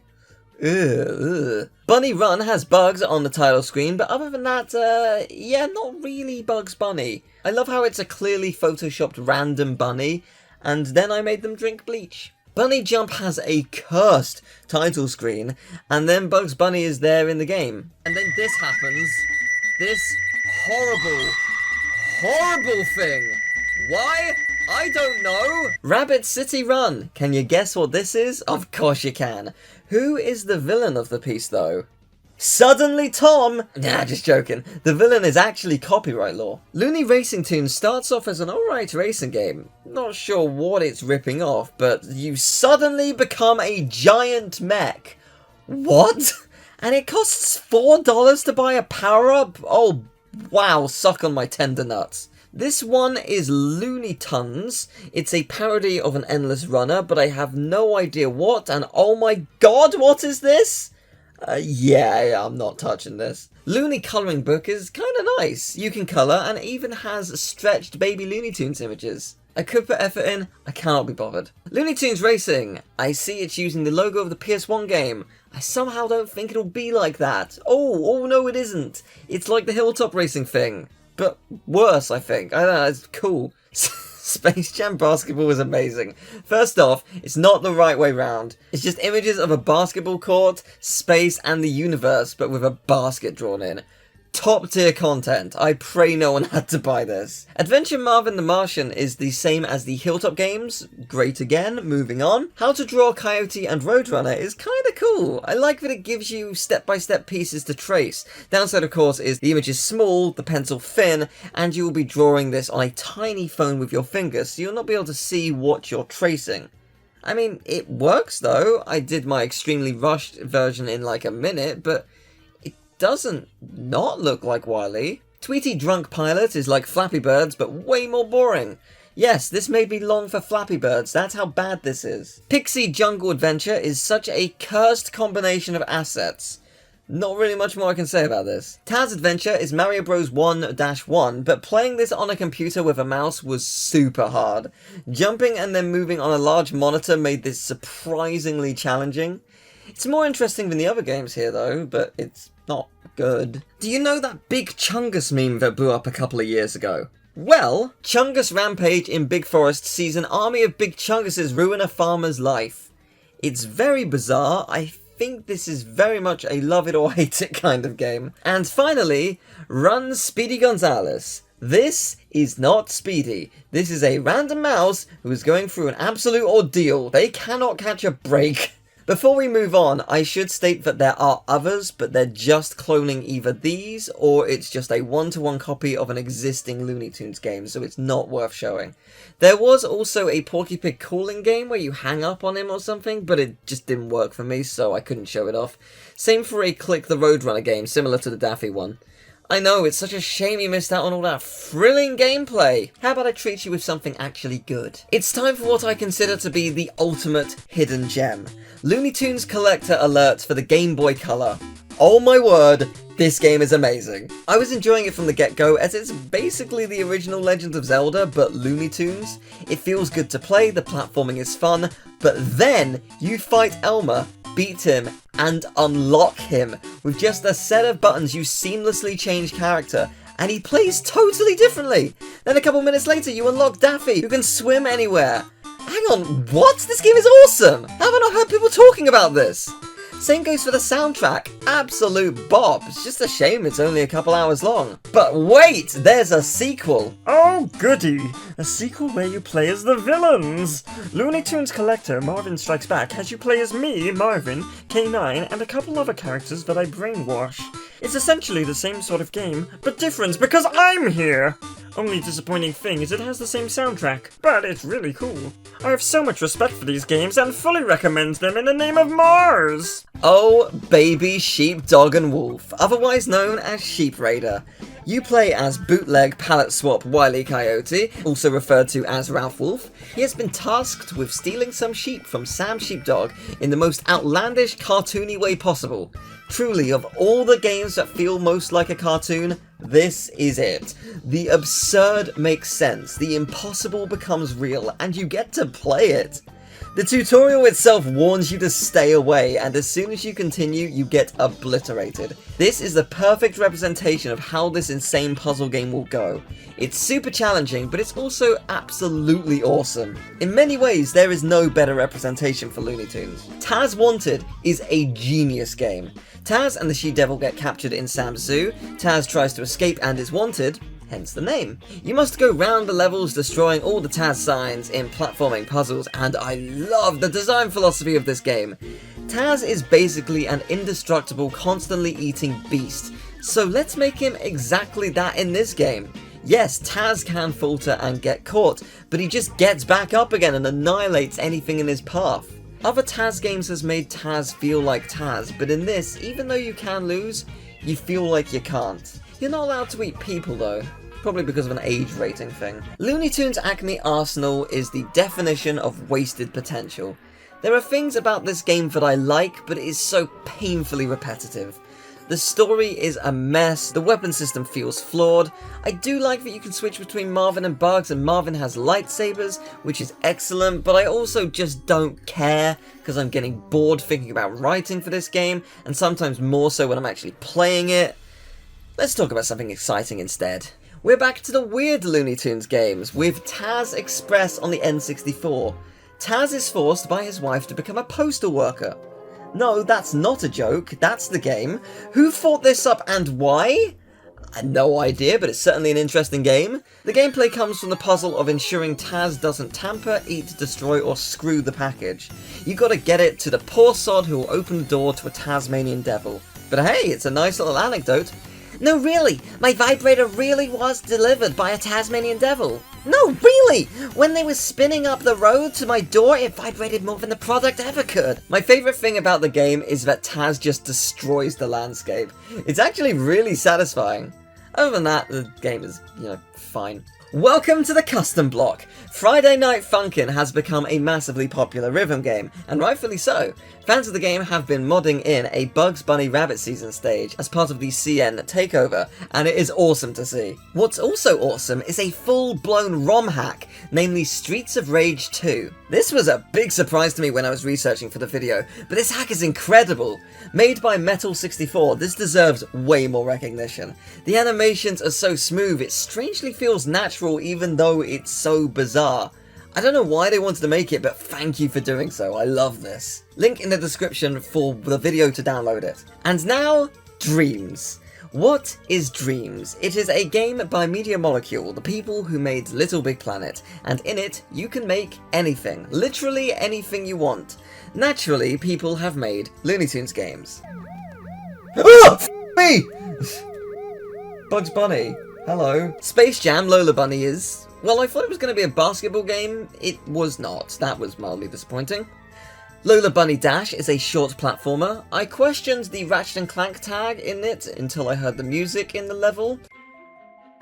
Yeah, no, that's fair enough. COD Zombies Bugs Bunny Edition is as cursed as it looks. I was excited for Bugs Bunny Adventures Dreams remake, especially when it played Lost in Time music. Then it did the COD Zombies thing again, because it's the same creator. Shame. Bugs' Burgers is a Five Nights at Freddy's clone. This was genuinely intimidating. I did not want to continue at all. The model for Daffy was absolutely hysterical though. Not a game, but Duck Season Redream collab is a beautiful recreation of the original scene. Duck season. Rabbit season. Duck season. And finally, Bugs Bunny's Adventures to Duck Season. This whole game is an absolute trip. I don't understand any of what is going on, but I love all of it. Oh god, not again! I've been told we have more news from Teal. We bring you live from the scene. Thank you, Teal. Yep, we're back to the Flash games. There's still a lot of them, so sit back and enjoy. Boomerang All-Stars is a collection of Flash games, but released as a single game for iOS. I will count each individual game though, just bundled in a package. There are 7 games, and wow, Bugs and Wile look as bored as I feel playing these. You can play them as any character from Boomerang, like Tom and Jerry, Scooby-Doo, and Shaggy. Wait, what? What do you mean Dorothy from The Wizard of Oz? Is that a cartoon now? Every so often you get an ad for Boomerang, and I just don't really get it. You don't need to advertise for Boomerang. I've downloaded this app because I like Boomerang, or in this case, I'm making an extravagant video about Looney Tunes and our paths just happen to cross. I'm not going to forget that Boomerang exists. If anything, it made me want to head over to Disney. Hopefully the Owl House is on. These 7 sports games are designed to be played as any character, which is nice, but they're super dull, so it hasn't really sold me. You know what did actually sell me though? Its sequel, Boomerang Playtime. This one is a lot better. 10 new Looney Tunes Flash games plus the 7 mentioned before. It also features cartoon clips from Looney Tunes cartoons. I appreciate that every single character listed has different minigames, so there's a nice amount to sink your teeth into, but the minigames again are pretty bare bones. An easy puzzle and matching game, a game of Snap, you have to draw a hat for someone, which is near impossible to be accurate because you draw with your finger and your finger is like 3 times bigger than the line, so I can't see the line, and then the game crashed on me anyway, so who cares? Yeah, it's fine, I respect parts of it. Rabbit's Gone Fishing is alright. I caught the heaviest piranha of all time, so I think I won. Boomerang has 2 other apps called Make and Race and Make and Race 2. They're essentially titles where you make a car, then race them. The first is simply fine. Not bad, not good, which you could argue is scathing. The sequel is much better as there's much more depth to how you race, which is pretty cool. I will say as well that all of these Boomerang titles were free to download, so they didn't cost any money, so actually I do respect them on that basis. That is pretty cool. I know Looney Tunes Cartoons Matching Pairs looks like the same as every other Matching Pairs game, but it is slightly different. You have to squint a little bit, but it is. Bugs Bunny's Hopping Carrot Hunt is an okay platformer, but it goes on for too hopping long. So let's move on to the next hopping game. Bugs Bunny Dental Care is one of the most horrific, cursed things I've ever played, and I've played frozen porn games as a joke for the Christmas series I do every year. Keep looking at Bugs' face. Don't look away, brush your teeth, or this could be you. You could turn into a rabbit. That's what happens if you don't brush your teeth. Bugs Bunny's Shea Bugs confuses me. I try to feed the people what they want, and then I assault them. This isn't very conductive for a good business, my fine Bunny. Bugs Bunny's Home Run Derby is so hard. Oh my god, I could not hit any of these balls. Why is Tweety so good at throwing the ball? It's the size of him. Bugs Bunny Toonamajig sure is a thingamajig. These all connect far too well for their own good. Bugs Bunny Biking is inspired by the Trials games, and actually does an alright job at it. It made me want to replay the latest one, so I'd call that a success. Bugs Bunny Hidden Stars is more Hidden Stars. I have to really zoom in on Bugs' ass for one of them. Good job, game. Bugs Bunny Apples Catching is a boring game, but I can't get over how weird Bugs looks. This isn't okay. Oh my word, it took this long to get to a Bugs Bunny dress-up game?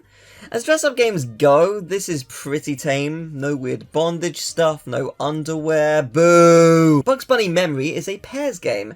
Boring. Next. Wait, what is that pose at the beginning? Bugs Bunny Jigsaw is a jigsaw game. How many of these can there be? Don't know, couldn't be bothered to count them. Bugs Bunny Colouring Kit. I'll give you one guess to work out what type of game this is. Bugs Bunny Rider is at least a little more engaging than the previous games. You can punch a crow in the air and meet a terrifying plant creature. Bugs Bunny Carrot Cakes has you making carrot cakes. It is incredibly boring, takes far too long, and I wanted to step into the microwave. Bugs Bunny Hidden Objects. Gotta find the 10 carrots hidden in the image. There's actually some really nice art combining a ton of cartoons. I haven't seen this before, so it was quite a nice surprise. Oh my word, Bunnyway. This game is a treat. Fan-made games like this are what makes this segment of the video. Level 1, all the enemies are Sam. There's a lot of him, too much you could argue. Don't worry, he's not going anywhere. Level 2, I was thinking that part of the background looked suspiciously like Bikini Bottom, but I wasn't certain. Don't worry, level 4 answered that, as an enemy was a tiny Flying Dutchman. Oh my god, I love him, he's so cute. This may be trash, but it was memorable. Well done on making something interesting. A lot of these sure didn't. In Parachute Daffy, Daffy jumps out of a plane and sometimes doesn't let out his parachute. The Big Game 29, Bugs vs Daffy. It's another football game, but this one feels a lot more fun. It's a reactionary platformer of sorts, so credit where it's due. Sort My Tiles Daffy Edition. Of course, there's another one. Puzzle fun, Bugs and Daffy. Is it fun? No, not really. Okay, this one is called Bunny Lola Daffy Snooker Pool Hidden Letters GoForGirlGames.com. And yeah, it's a hidden letters game, but look at this art. It is magnificent, if nothing else. It was worth it for that. Wild About Wiley is a 3D escape game. There have been some terrible Temple Run clones, but this is actually half decent. Wile Coyote and Roadrunner puzzle game. Dress Up Wile Coyote. Oh look, it's bare bones and uninteresting, but I have to mention that I've played it. You need to know it exists. It will not in any way change your life that Wile is Santa, but you need to know. Roadrunner Remote Receiver is a terrible football game. Imagine you had to deliver a remote control ball and it controlled terribly. No, you don't need to imagine it. Here it is. Point and click Roadrunner is another spot the difference. Goodbye. Roadrunner Adventures is interesting, but difficult. You have to find the item to save yourself and then work out where to use it in a very short amount of time. Could I be asked to play much more after the 10th death? No. Moving on. Roadrunner Online Colouring Page at least has more options than many of the others. I don't think that's really worthy of praise, more just an observation. I like this. It's not a Looney Tunes thing, but it is a quiz about actual Roadrunners. Just good dumb fun. Oh, and then Dress Up Roadrunner showed up. To be fair, this one is super silly. I just love Wile closing in and then getting obliterated. I also love giving the Roadrunner a shirt and tie. This is more like it. Wood Carving Roadrunner. What? Yeah, no, this is a thing. I mean, cool, I guess. Yeah, people will like it, I'm sure. Sort My Tiles Roadrunner. I don't have anything else to say about these types of games. What do you want from me here? Attack of the Tweety Zombies has a jump scare when you die, which makes this one of the more interesting Flash games so far. Sylvester and Tweety's Skedaddle is stupidly fast-paced, to the point where you'll hit everything, and if Hector catches up to you, he strangles you. You're in a kind of lose-lose situation here. Tweety's wood carving! Or did you think the Roadrunner one was good? Well, there's another. This is not a joke. Is there a thing about wood carving birds? Because there are only two, and it is of Tweety and Roadrunner. The Tweety Jigsaw Puzzle. Guess what? It's very easy. Anna Lux Animator shows some frames of animation, which is kind of cool. Not much more than that, but it also features Courage the Cowardly Dog and Mojo Jojo, so that's kind of interesting. What do you want me to say about this? Sylvester and Tweety Mysteries Matching Pairs. Amazing series, boring game. In Marvin the Martian vs. the Earth, I visited planet Claire, and Marvin really got off on touching people. Marvin the Martian colouring kit will allow you to put all your skills to the test in this extreme colouring game. Oh wait, no, it's the exact same as every other one. Marvin Adventure is similar to the other Jetpack Marvin games, but I don't hate it. Not exactly a glowing recommendation, is it? But it's not the worst. Also, Marvin's minions are super small and thin. What happens here? Okay, it's not Looney Tunes, but I had to show you Marvin the tap dancing horse shape game. Press the shapes, win the game. It's boring, short, and has a fun image. Great, it sure exists. Marvin's Anti-Gravity Disintegrator is an interesting take on Puyo Puyo, as you can go round the entire grid and the balls fly to the other side. It adds a lot more depth to the puzzle, which is pretty cool. Porky Pig and Petunia Pig colouring kit requires a lot of pink and blue. I made a masterpiece, thank you for admiring it. Oh boy, Yosemite Sam colouring kit! How many of these can there be? Probably at least 5 more. Elmer Fudd's soundboard is fantastic. It's exactly what it sounds like. My favourite bit was mashing all of them, so it became an absolute mess. Games like Taz in the City is one of the reasons I do this. Just such a weird combination of assets. You can't help admire the thought process behind it. Oh god, Taz Adventure is one of the worst games I've ever played. To say this game doesn't work is an understatement. It's kind of hilarious in a tragic way. When you twirl, you lose complete control of everything and teleport through the walls for some reason. Also, this box failed to move for ages. Man, this was such a surreal experience. I hate it so much. More jigsaws! Hooray! It's called Taz Jigsaw if you're so desperate to play it. Taz coconut catching is just that. You are Taz, you catch coconuts. The games are very literal. Why couldn't it be called something like Epic Density Struggle or something? Oh wait, because no one would play. Right, yeah, that would, yeah. Oh boy, another jigsaw! This time with TAZ-MANIA and hexagons! End me! Oh, this is kind of cute. I was wrong, there is one more Baby Looney Tunes game. Baby Taz hide and seek is super easy, but it's hard not to love how adorable Taz is. Oh, bless him, he just wants to play. The last one was a nightmare. Taz Adventure 2 is the same, just as broken. Tell you what else is the same. Level 2. It is exactly the same for both games. There's probably more instances of this, but I'm not playing more to find out. Sort My Tiles Taz Halloween looks surprisingly disturbing. Nice. Oh my god, it's back again? Taz Adventure 3 is somehow even more cursed. I thought level 2 was different, but I was wrong. It just starts you in a different place. I love how stupid this is, oh my god. Taz Connect the Dot actually angers me. This is not how a connect the dots thing works. It's supposed to be a straight line to the next dot. You can't just fill in a bunch of stuff. There is another one for Tweety, but I couldn't play it as it wasn't on Flashpoint, and the website I found it on would no longer run it, so just take my word for it that it exists. Whilst on the search for more Taz games, I found this horrifically cursed baby game. It's not a Looney Tunes game or anything, just thought you should see it, since I have. Oh, and there's straight up wolf porn that I found in the animation section, but that's for another video. If you subscribe to my Pornhub channel, maybe you'll see a No, don't. I'm joking. It's a joke. Please, I don't have a just joke. Extreme Taz Inline Obstacle Course is basically the same game as the other Extreme games, but you're on roller skates this time. Extreme! Taz Run is pretty strange. What are these creatures? I don't know, but they sure are trying to stop Taz from playing a fairly mediocre game of football. Oh wait, no, it's this that was mediocre. Pepe Le Pew's Love Run is Frogger, and that's the only gameplay we'll be seeing from this questionable character. Coyote Chase is kind of excellent. You launch yourself, and then the desert is your playground to chase the Roadrunner. It's a lot of fun. Baby Looney Tunes Hidden Letters is another Hidden Letters game. You can hear my enthusiasm draining as I say these words. There's a game simply titled Speedy Gonzales, and it's another puzzle game. It even has one of those sliding puzzles that I'm awful at, but thankfully it was easy because it only changed like 4 tiles. Tiny Toon Colouring is a tiny colouring game. I can't do too many more of these, I have literally nothing to say. Tiny Toon Adventures is certainly a game. Buster gets a skateboard and the jumps are sometimes too big to ever cross. This is some good game design. Search the dark recesses of your mind. Somewhere there is a memory of a show called Lunatics Unleashed. Oh, what, did you think that there wouldn't be a Flash game of them, or that I wouldn't bring it up, you fool? If you're unaware, this is a post-apocalyptic future superhero series where descendants of Looney Tunes characters gain superpowers, and, yeah, it is a thing. Lunatics Unleashed slams Snowboard Slalom is as generic a Flash game gets. Acmetropolis Obstacle Course is also pretty generic, but at least it features Lola's descendant. Lola needs more rep, she's easily one of the best characters. Duck Dodgers in the 24.5 century!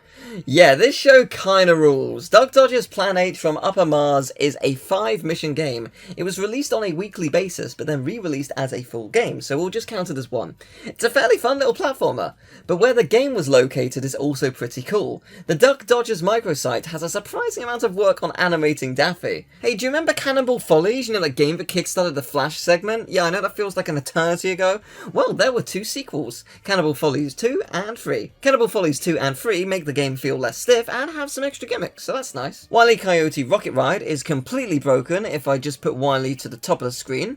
Good game. New Looney Tunes Paper Racers is when you take classic cartoons and put them in a Paper Mario racing game.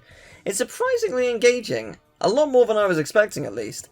I love that Wile E comes and puts dynamite on the track. That is such a cool touch. Arts and Crafts Looney Tunes sure is what you'd expect. Paint a picture, put some stickers on.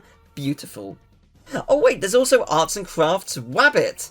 Nope, I'm just gonna post Sam 100 times. Autumn Time Splash Art begins a trend of various art games for the season. You can finish the drawing or you can colour the existing one. These games are fine, there's a lot of them on the Boomerang site, so brace yourself. Boomerang Portrait Maker allows you to upload images or use your webcam to adjust them, so I took this already cursed image and added Elmer's angry eyes to it. Halloween Splash Art is another splash art game, nothing more to add. Let's create with new Looney Tunes. I love how the title says Wabbit still, because that's what it was called at first, and it didn't do well. Looney Tunes Quiz is the easiest quiz ever, you will definitely get all of them right. Mountain Madness is actually awesome. It's like a reverse Catherine in the sense that Bugs Bunny has massive tits and is extremely flirty with you. Wait, no, it's more in the sense that it's just a blocky mountain. Maybe it's not actually like Catherine at all. It's fun though. Secret Pictures is a slide puzzle, and I was delighted that I actually beat one. Space Jam and New Legacy Pinball. I remember when there was a real Space Jam pinball table? Well, there's a digital one for the sequel. This is actually pretty fun, not gonna lie. I probably got into this, but then again, it's just pinball. I'd probably get into it if it was based around my irritable bowel syndrome as well. Splash Art is back, but this time it's spring. I was cheated! Lola is on the title screen, but she's not in the images to colour in. What? Summertime Splash Art is next. Please let this be the last. Oh, actually it might be. Hey. Okay, are you ready for genuinely my favourite Flash game? The Looney Tunes cartoon series, you know, the newest one, that is a phenomenal series of cartoons. Super funny, super dark, and it rivals the original. The first cartoon they show is Temple of the Monkeybird, and they made a game off of it. It's a fun puzzle game where you control both Daffy and Porky trying to solve the puzzle to escape the room, whilst also getting all of the gems. It's such a simple game, but it's really fun. The art is lovely, and I just got hooked. Apparently it's only had 4,800 total plays, so I guess some of Boomerang's games aren't played that much, which is a shame. Winter Jigsaw Puzzle is another easy jigsaw. Winter Spot the Difference is the easiest Spot the Difference game. That's kind of nice, I guess. Space Jam Nothing But Net is super cursed. I love everything about this. This version of Space Jam is a better basketball game than the PS1 game. It's less interesting, but it's still better. Wait, there's more paper time? Make 'em race in the Great Paper Chase. This time I can create a hot air balloon. I've named it Perfection, and Perfection is gonna win. Ah, perfection. Space Jam Concentration is... well, let's just see me play it, shall we? Sniffles! Sniffles! Sniffles! There's a Sniffles game!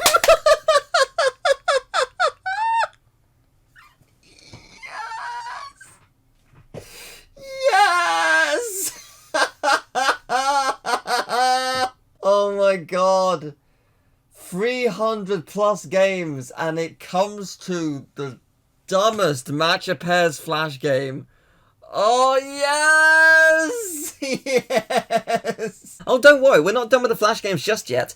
Nimble Ninjas are trying to kill Bugs Bunny. Why? I don't know. Just because I play these games doesn't mean I have all the answers. Robot Rampage is actually kind of awesome. You play as Daffy or Marvin, taking down endless hordes of enemies, and it's pretty fun and looks visually great. Robot Rampage 2 changes it up and makes it a more level-based progression. The game was super broken, so none of the text showed up, but you get so many cool weapons to try, and I actually had a blast. Massive respect to the creators of these. Die Hard Paintball was weird just because it's the Looney Tunes in Bedrock. Next is a Looney Tunes animal quiz, and again, it is the easiest quiz ever. You'll get all 12 right, no matter how much they try to flatter you at the end. A Space Jam and New Legacy Easy Jigsaw. Wow! Please stop. Game Fun Race 3D Baldi's Basics Online. I love this so much.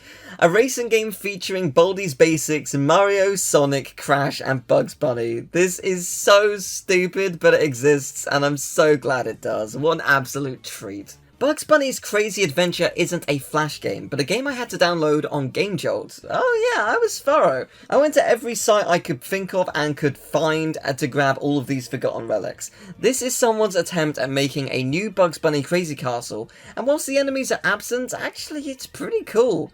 I could see some good ideas in the level design, and the mechanics of the original game worked, so congratulations to the creator. Speaking of being thorough though, here's the Newgrounds block. Don't worry, there's only 10 of them. Yeah, I was surprised too, but it turns out there's a lot more animations than games. There are 7 big Chungus games. 2 of them are clicker games to become the ultimate meme lord Chungus Supreme or something. 2 of them are the same game, but one of them has swearing over it. Pick a spot, if you're wrong, you lose. It is literally just guessing. The Newgrounds games are like a contest to see who can annoy me the quickest. And then the final 3 Chungus games are at least platformers. 1, you have to avoid the ESRB logos. Another, you have to collect items and dodge a giant spider. And the final, you have to collect carrots to be the almighty Big Chungus. It says I am the biggest Chungus, but there is a bigger Chungus literally on the screen. You are lying to my face. The final 3 games are different variations of Kill the Looney Tunes games, with Looney Tunes Duck Hunt, Looney Tunes Test, and Looney Tunes Shooting Game. I want you to appreciate the absolute insanity of Looney Tunes shooting game. I may as well mention one other game, a porn game called Lola Giving Bugs Bunny a Lucky Rabbit's Foot Rub. Yep, I'm not showing it, but it exists. I didn't even come once, super boring. Next we have the itch.io block. Of course there are some, but not as many as you'd think. There's a couple which I'm not including because they either lead to no downloads, they flat out don't work, have stories of containing viruses, or are incredibly offensive. Big Chungus Returns demo has the Chungus himself shit all over bugs whilst Megalovania plays. Big Chungus is an online multiplayer game. Given that it's a meme game on itch.io, there wasn't anyone else online, so enjoy these screenshots. Big Chungus game, yeah, all of these are going to have very similar names, was actually a surprising amount of fun. Pick up all the carrots before the ghost of Elmer gets ya. Big Chungus Defenders relies on your ability to mow down all the Chunguses. Chungai? I don't know. Squad Wart 3 Return of the Big Chungus is a battle to the death! Only the memeiest will survive. Big Chungus tries not to be the sus imposter while shopping at Walmart for eggs is a game that someone made. I do not know how to process what I'm looking at. Big Chungus is a 2D platformer. It doesn't offend my eyes, thank you. The dawning of Big Chungus isn't really about Big Chungus, but these screenshots are what it looks like. I can't play the game. I was actually enjoying Big Chungus Adventure, but then the screen didn't scroll and it became very hard to survive. Juicy game. When you gotta get the juice before the game runs out of juice. Chungus Humongous tried to jump scare me. It was very loud and I knew it was coming, so I turned my audio down. Haha, you cannot best me! Before we can proceed, Big Chungus Adventures forces us to press F to pay respects. Big Chungus full game costs $3 for this? Oh, shame I just watched the YouTube video. Oh no. There's another game called Big Chungus Eats Apples, which is $5. Don't know what it's like, don't care, not getting it, but it's there. Big Chungus the game is worth it for Elmer's explosions every time. Big Chungus Horror Night apparently crashed someone's PC. Not touching it. Enjoy Creepy Chungus. Big Chungus 4 Operation Diamond is the final Chungus game! We're free! Hunting season is silly, but really fun. If Elmer shoots Granny, the police arrest him, as they should. Shoutouts to Rodrigo de Cos Gariziak, for they made 3 Tiny Toon games and are legit pretty great. The first is Plucky Duck in the Search of the Treasure of Carrotland. Babs will platform and become massive upon eating cake as a form of new platforming puzzles. Yeah, it's alright, it's pretty fun, it's not too bad. But, now's where the fun begins. The other one is a double pack ROM you download and play on the actual Game Boy emulator. Babs is enjoying her dessert when suddenly some dick breathes smoke in her face. What follows is an awesome puzzle game. Genuinely, this is fantastic. Rivals the best of the Tiny Toons releases. Also, the sprite work is mwah. The other game bundled with it is Beach Follies. Try to blow up the beach balls before Felix the cat. Fun enough, but oh my word, I can blow up Felix. This is amazing. I love it. Thank you for the rad games you made. Genuinely, I had a good time. Alright, we're finally moving on to our final Flash game, and I promise it's interesting. Let's talk about Desert Rally. There was a trilogy of Flash animations called Junkyard Run, and this was made based on that in 2001. This racing game is fine, it's too fast and a little uncontrollable, so it's hard to beat the already strict time limit, but that's not what's interesting. What's actually interesting is the Junkyard Run game. According to the Looney Tunes Wikia, this is a game from 1998 and even features Joe Alaskey as a voice actor in the game. I have no idea what the game is like or how big it is because this image is all that remains. I have scoured the internet and no one knows anything about it. Even the wiki is incredibly sparse. I genuinely questioned whether this game was real, and I thought for a bit maybe it's just Desert Rally, but no, I believe this is its own thing, just totally lost to time. But that's it, that's the Flash game block over, oh my word! We can all breathe, a sigh of relief. Then you can look at the timestamp, realise there's probably still like 20 to 30 minutes left, and then comment and subscribe. Tell me, what was your favourite Flash game? If the answer is none, that's perfectly valid. Let's go back to the classics. Daffy Duck Foul Play definitely got inspired by a cartoon where Bugs and Daffy race for $1 million. Cause you play as Daffy and the boss for every level is Bugs and you blow him up with dynamite. Also, Bugs is Dr. Wily in the final boss. I love this game, it's genuinely a lot of fun, but huge respect to whoever animated the level clear screen, they went all out. Tasmanian Devil Munching Madness. Okay, I don't know if it's just me, but I had a hard time with this one, but there are things I enjoyed. First off, the first level's music is a bop, but, and I don't know if you'll see where I'm coming from, The music reminds me of Action 52 music. Have a listen.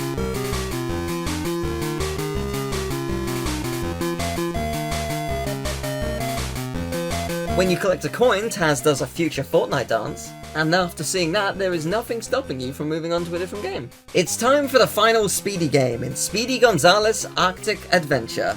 But what do I think? This is easily my favourite one. It's so fun, you feel so fast, and the level design is so good, and then you ride a speedboat for some reason. Yeah, it's great. If you're gonna try any Speedy Gonzales game, make it this one. You'll have a great time. Do you like sports? Do you like space? Do you like sports in space? Then you'll love Looney Tunes Galactic Sports. Huh? Oh right, do you like the PlayStation Vita? Oh, you don't have one? Well, I guess you won't be playing this then. In many ways, this is arguably one of the rarer games in the list because of that. There's racing, space golf, not to be confused with regular golf, boxing, and a target practice thing that requires you to use the motion controls of your Vita, which is definitely a fun experience, it definitely works. I'm perhaps being a bit harsh, but the game is kinda boring. I'm sorry, that's the way it is sometimes. In space, no one can hear you scream about the tediousness of Looney Tunes Galactic Sports. Looney Tunes Cartoon Conductor is a DS game massively inspired by Osu. The gameplay is pretty similar, but my favourite thing to do in this game is mess up the music. It turns out being bad at the game is actually a benefit, because the music warps when it goes wrong. Jesus! Looney Tunes Monster Match is, unsurprisingly, a swipe and match game like Candy Crush or Puzzle and Dragons, except it was released in 2009. You are bugs, and you have to face horrifying cursed versions of characters, like this version of Speedy. That's not Speedy, get that thing off my screen. You take it in turns and try to inflict pain on the other. It's a little different, I guess. I think. I don't really play these types of games often. Look at these independent fellas. They don't live 9 to 5s. Monsters lead such interesting lives. The final DS game is Galactic Tazball. You move by using the stylus to rotate a wheel. This controls your speed, your rotation, everything, and it is incredibly awkward. Do you remember when computer mice used to have those little balls underneath? It's kind of like that. But I got into this game. By the end of the first level, I was sort of in the groove and I respected it.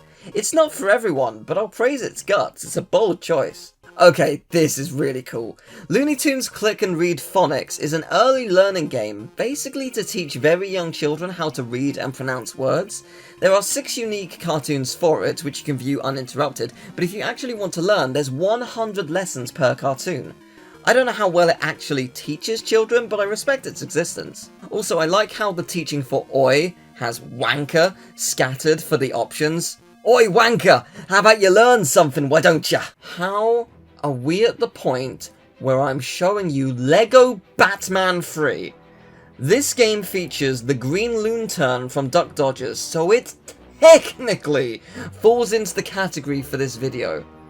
Lego Batman 3 plays like all the other Lego games. It's fun and has nothing to do with Looney Tunes. Let's move on. Oh my gosh. Scooby-Doo and Looney Tunes Cartoon Universe Adventure is a weird trip if you're not familiar with the Looney Tunes show. The different personalities and the voices of the characters will be jarring, but we'll get to that. First off, you pick an OC, mine is a zebra. Then you see Daffy and Bugs talking and arguing, and wow, they look disgusting, and their voice actors are phoning it in. They are really not good in this one. What the mock me? Everything we own is an ACME product. Maybe I should have read the instructions first. Huh. What was that? Someone's at the door. Bugs says that his new friend is coming round, and that's where we come in. Why do we know Bugs? Dunno. Who are we? Dunno. Why are we not playing as any of the Looney Tunes characters? Do not know! I hate how the game controls well and is actually fundamentally fun to play. It irks me because the rest is just not a Looney Tunes game. Oh right, Scooby-Doo, where does that come into play? It's a separate story within the game. At the beginning, Scooby's just on a ship for some reason and is warned about a ghost. Where is the rest of the gang? Dunno. Why am I, the zebra here? Don't know. There is literally no context for our existence or our connection. What a train wreck of a game! And I just can't get over the fact that it feels fun to play! I mean, it's bare bones platforming, but it's not bad. This is the most frustratingly polarizing game here. What a revolting development this is. Now, if you're thinking that game was stupid and could have been done better, well, it kind of was. Between June 17th and December of 2013, on the Cartoon Network website, there was a browser version called Cartoon Universe, where you would create an original character, visit Bugs' house, where multiple Looney Tunes characters would be around celebrating or causing chaos, and you'd unlock a variety of minigames to play. It's actually pretty charming, and it's a shame it only stuck around for 6 months at most. A game that is now lost to time. But that's okay, they only took it down to replace it with something much stupider. Scooby-Doo and Looney Tunes Cartoon Universe Arcade stinks of wasted potential and corporate greed, because as far as I can tell, this downgrade cost $5. Take the same game, release it on the Apple Store, and remove everything charming about it. All that's left is just the 10 minigames in a museum. Oh, and Scooby-Doo's name is first in the title, so I guess they have a big role in the game. Well, blink and you'll miss them. There they are! That's it. The gang are just in a tiny bit of the museum and you don't even interact with them. I would laugh if it weren't so tragic. But we should laugh at something, so let's take a look at 2 games by a man named David Mills. Alright, cat's out of the bag. This is actually a remake of a video I made 2 years ago with a bunch of fixes and additions that were necessary to make this video complete. Like, I don't know, 19 games that weren't in the original. Admittedly, one of them is coming out now. David Mills commented on the original video saying he made a game called Punch Trunk, and okay, this is really cool. Punch Trunk was a one-off cartoon where a 5-inch elephant escaped a local circus and caused mass hysteria wherever it travelled, as people thought they were hallucinating. Well, David made a game out of it, and honestly, it's a really charming little game out of a beloved, albeit niche cartoon.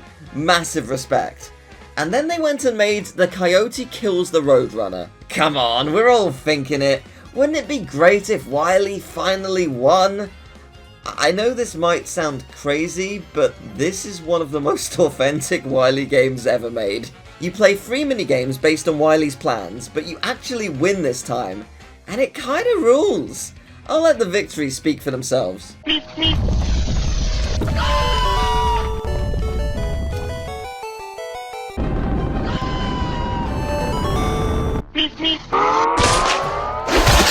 And then there's even a Roadrunner mode where you have to leg it to all the birdseed, and if you're not quick enough, Wile steamrolls you. It's honestly kind of like Sonic meets Slenderman. I love it. David, well done. You've made 2 very cool Looney Tunes games. Thank you for your contributions. Thank you, Shintakato. This one passed me by. Earlier we showcased Looney Tunes Monster Match, but there is one more Java game. Bugs Bunny Rabbit Rescue, and they're right, it's pretty good. As Bugs, you're placed into a scene from classic Bugs Bunny cartoons with a collection of items, and you need to place the items in the right spots to progress unscathed. I'm honestly pretty impressed with the animations. It's a solid puzzle game, especially for Java. There is one more bootleg I missed in the original video, and it's a Tiny Toons game. Well, saying it's a Tiny Toons game is generous. It's a Tiny Toons game in the respect that it's in the title, and Buster bears resemblance to the main character. Tiny Toon 3 is not good, but it may have my favourite boss design of all time. I want to see this gorilla as someone's VTuber avatar. If you're from the UK and were born in the 90s, you may have vivid memories of scrolling through the Sky TV menu. For me, my parents couldn't afford Sky, but my nan had it, so whenever I visited I would watch a bunch of Disney shows I'd never seen before. And also a porn channel it defaulted to when I turned it on once. Bless, she was lonely. But there were also games, and they weren't cheap. I already mentioned that I couldn't afford it. Well, in 2004, Sky at the time was £19.50 a month. In today's currency, that's £34. That's not nothing. But games were an added extra. Back in my day, we paid for microtransactions on our televisions. To play a single game for one session, it cost you 60p. For one session! You turn off the game, pay again. There were also some deals where you could pay £1.50 to have unlimited playtime. Unlimited is a bit of a stretch though, as that's unlimited for the next 24 hours. Sky gouged their customers. It sounds very fun. I'm glad I didn't have it. One of the games was Looney Tunes Back in Action. Oh, sorry, did I say one? I meant 3. Yes, these were actually 3 separate games. For obvious reasons, it's a little basic, but at the same time, it has a fair amount going for it. Now, here's the best thing. In the description, or maybe a pinned comment because it might not fit in the description due to YouTube's character limit, I'm going to include a link to a fandom page that has links to most of the classic Sky games. They are archived and playable on browsers. It's so cool to actually see all of these games restored.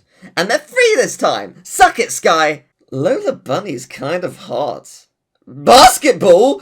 Those are the exact thought processes that went into the name of this game, not wanting to be outed as a connoisseur of Hot Rabbit. Yes, it's a Newgrounds game I missed. Fun! There are also 2 others. Lola Bunny's Basketballs 18+. It's not actually what you think, it's just a bad basketball game. And Kill Lola Bunny. Yeah, I'm not going to show that one, so let's move on. Mega Wii Master 1, thank you. I had not seen anything on Looney Tunes Crazy Paint, but there were 2 of them, Duck Bumps and Home Tweet Home. There were also 2 others, but they weren't Looney Tunes related. It's what it sounds like. These are uncoloured stills from shorts and you get to paint them in. Not a huge amount to talk about, but it's cool that they exist and we can showcase them as they're fairly obscure. And now on to the reason we're releasing this video now. Looney Tunes Wacky World of Sports was announced through a Nintendo Direct, and let me tell ya, I was not expecting it. I mean, who would? Not many, I suppose. One day before this video has been uploaded, the game released, and it's alright. Throughout the course of this journey, I've played sports games which have been great, and others that have been hot garbage, but I enjoy what this game has to offer. That said, it's not without its faults. So you're competing to win the Golden Anvil, a truly terrible prize. Like, where do you put it? It's big, it's heavy, it's a commitment. I think I might sabotage myself. To win, you must compete in 4 sports: tennis, basketball, golf, and football. The player with the most points at the end wins. And, you see, that's the thing. Winning only takes 30 to 40 minutes. Sure, you can play as 9 different characters, so there will be slight differences in how it plays, other than the multiple locations, but yeah, it's not a long game. There are 20 additional challenges per sport to conquer, which I do appreciate, and I do love the vibe of the game. I will always dig a sweet reference to classic cartoons, and there's a lot of them for sure, and the game does feel fine to play. It's just arguably really short. Hopefully next we'll see what every rabbit dreams of. Outside of Genie with the light brown hair. A new 3D platformer without Warner Brothers interfering for tax reasons, you bastards! Shout out to the video chums for their footage of the game. Check out this basketball glitch, it's pretty good.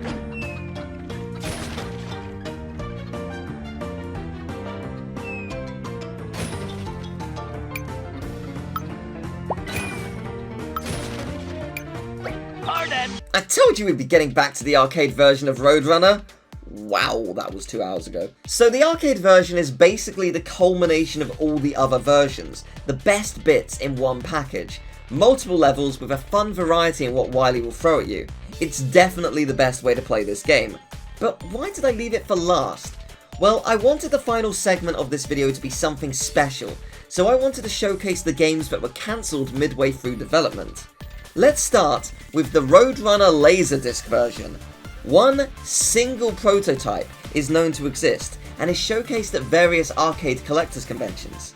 The gameplay is mostly the same as the arcade version with notable differences, but the coolest thing is when you complete objectives, scenes from the cartoons will play out connecting to what you just did.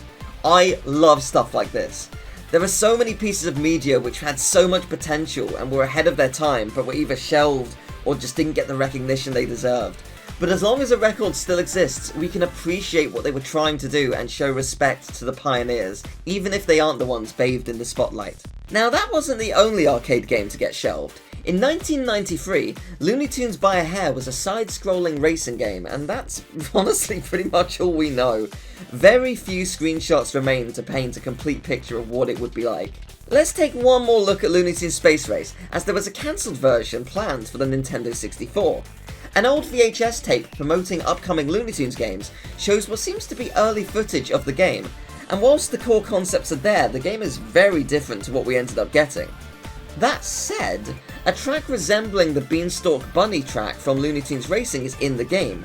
Intriguing is that the development teams between the games are different. But the publisher is the same. Could be a coincidence, or perhaps not, but it's cool to see another side to this classic. Alright, let's get down to the good stuff.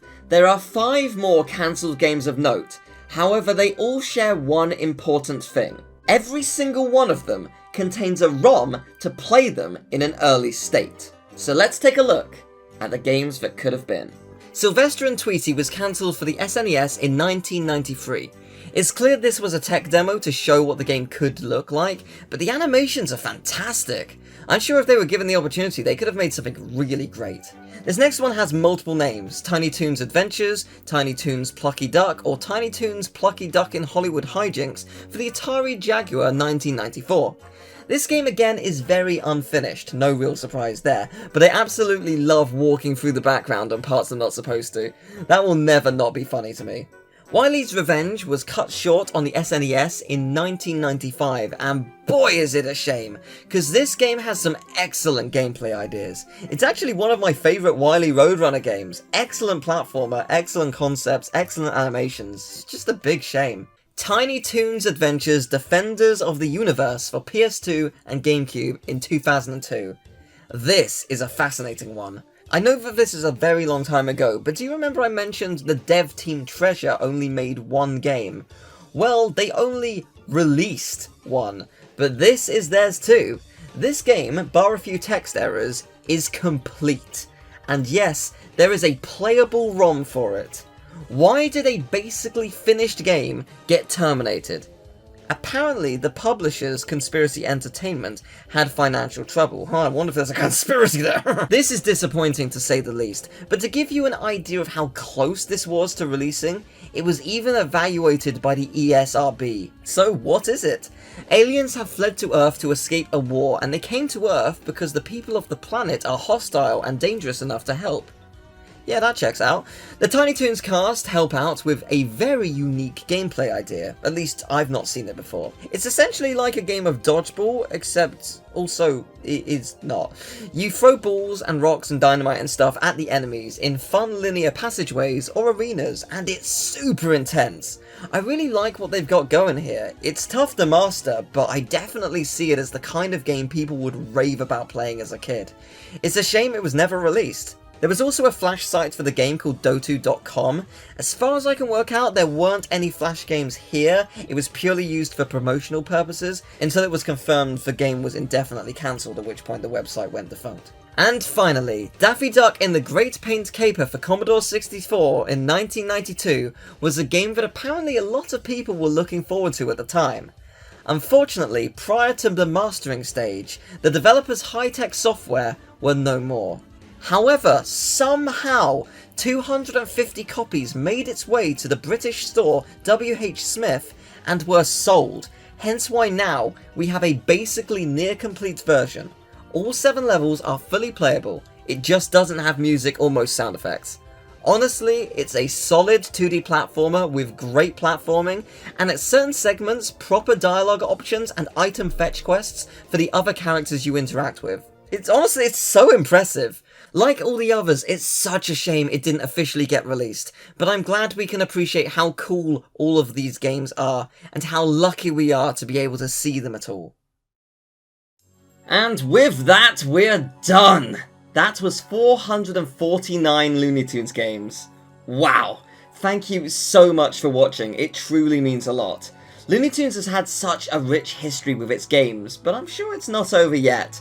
We don't know of anything new releasing in the future, but I'd be up for something like a Fall Guys collaboration. Maybe not Big Chungus, but I can't deny that the Fall Guys build is pretty accurate, so... There was going to be a couple of new Looney Tunes movies, but Warner Brothers have lost their actual minds, so I don't know if it's actually going to happen. Oh my god, it is such a mess. Oh, and during editing, I noticed something pretty cool. Sniffles was in Photo Fun. He's just there as one of the little characters on the... I didn't notice...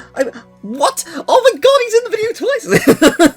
thank you so much for watching. I'd very much appreciate it if you left a like, comment on your favourite games from the video. If you could subscribe, it really means a lot. Huge thank you to all of my Patreon supporters, and especially my Master Tier supporters. That's Daniel Pace, Sarah Essex, TARDIS Type 40, Leon, Darkfang, Melvin Windhagen, William Michael Hall, Jayette, Sephora, Mr. Perfect, and Zachary Gossman. Also, massive thanks to the Multicolored Wiggle for some additional research and advice, a bunch of channels for footage that I couldn't get myself, like the pinball tables, incredibly huge thanks to my friend Emil for the intro stage art and my new logo. You should absolutely hire him for your projects, he's incredible and his rates are ridiculously fair. And thank you to all of the developers of each game for all their hard work throughout the years. Without them, this video simply wouldn't be possible. I am gonna go now. I think I need a break. I sure hope I didn't miss a game. Oh, that would be tragic. I probably did, to be honest. But if so, that might be the most loony thing of all. See ya. Take care.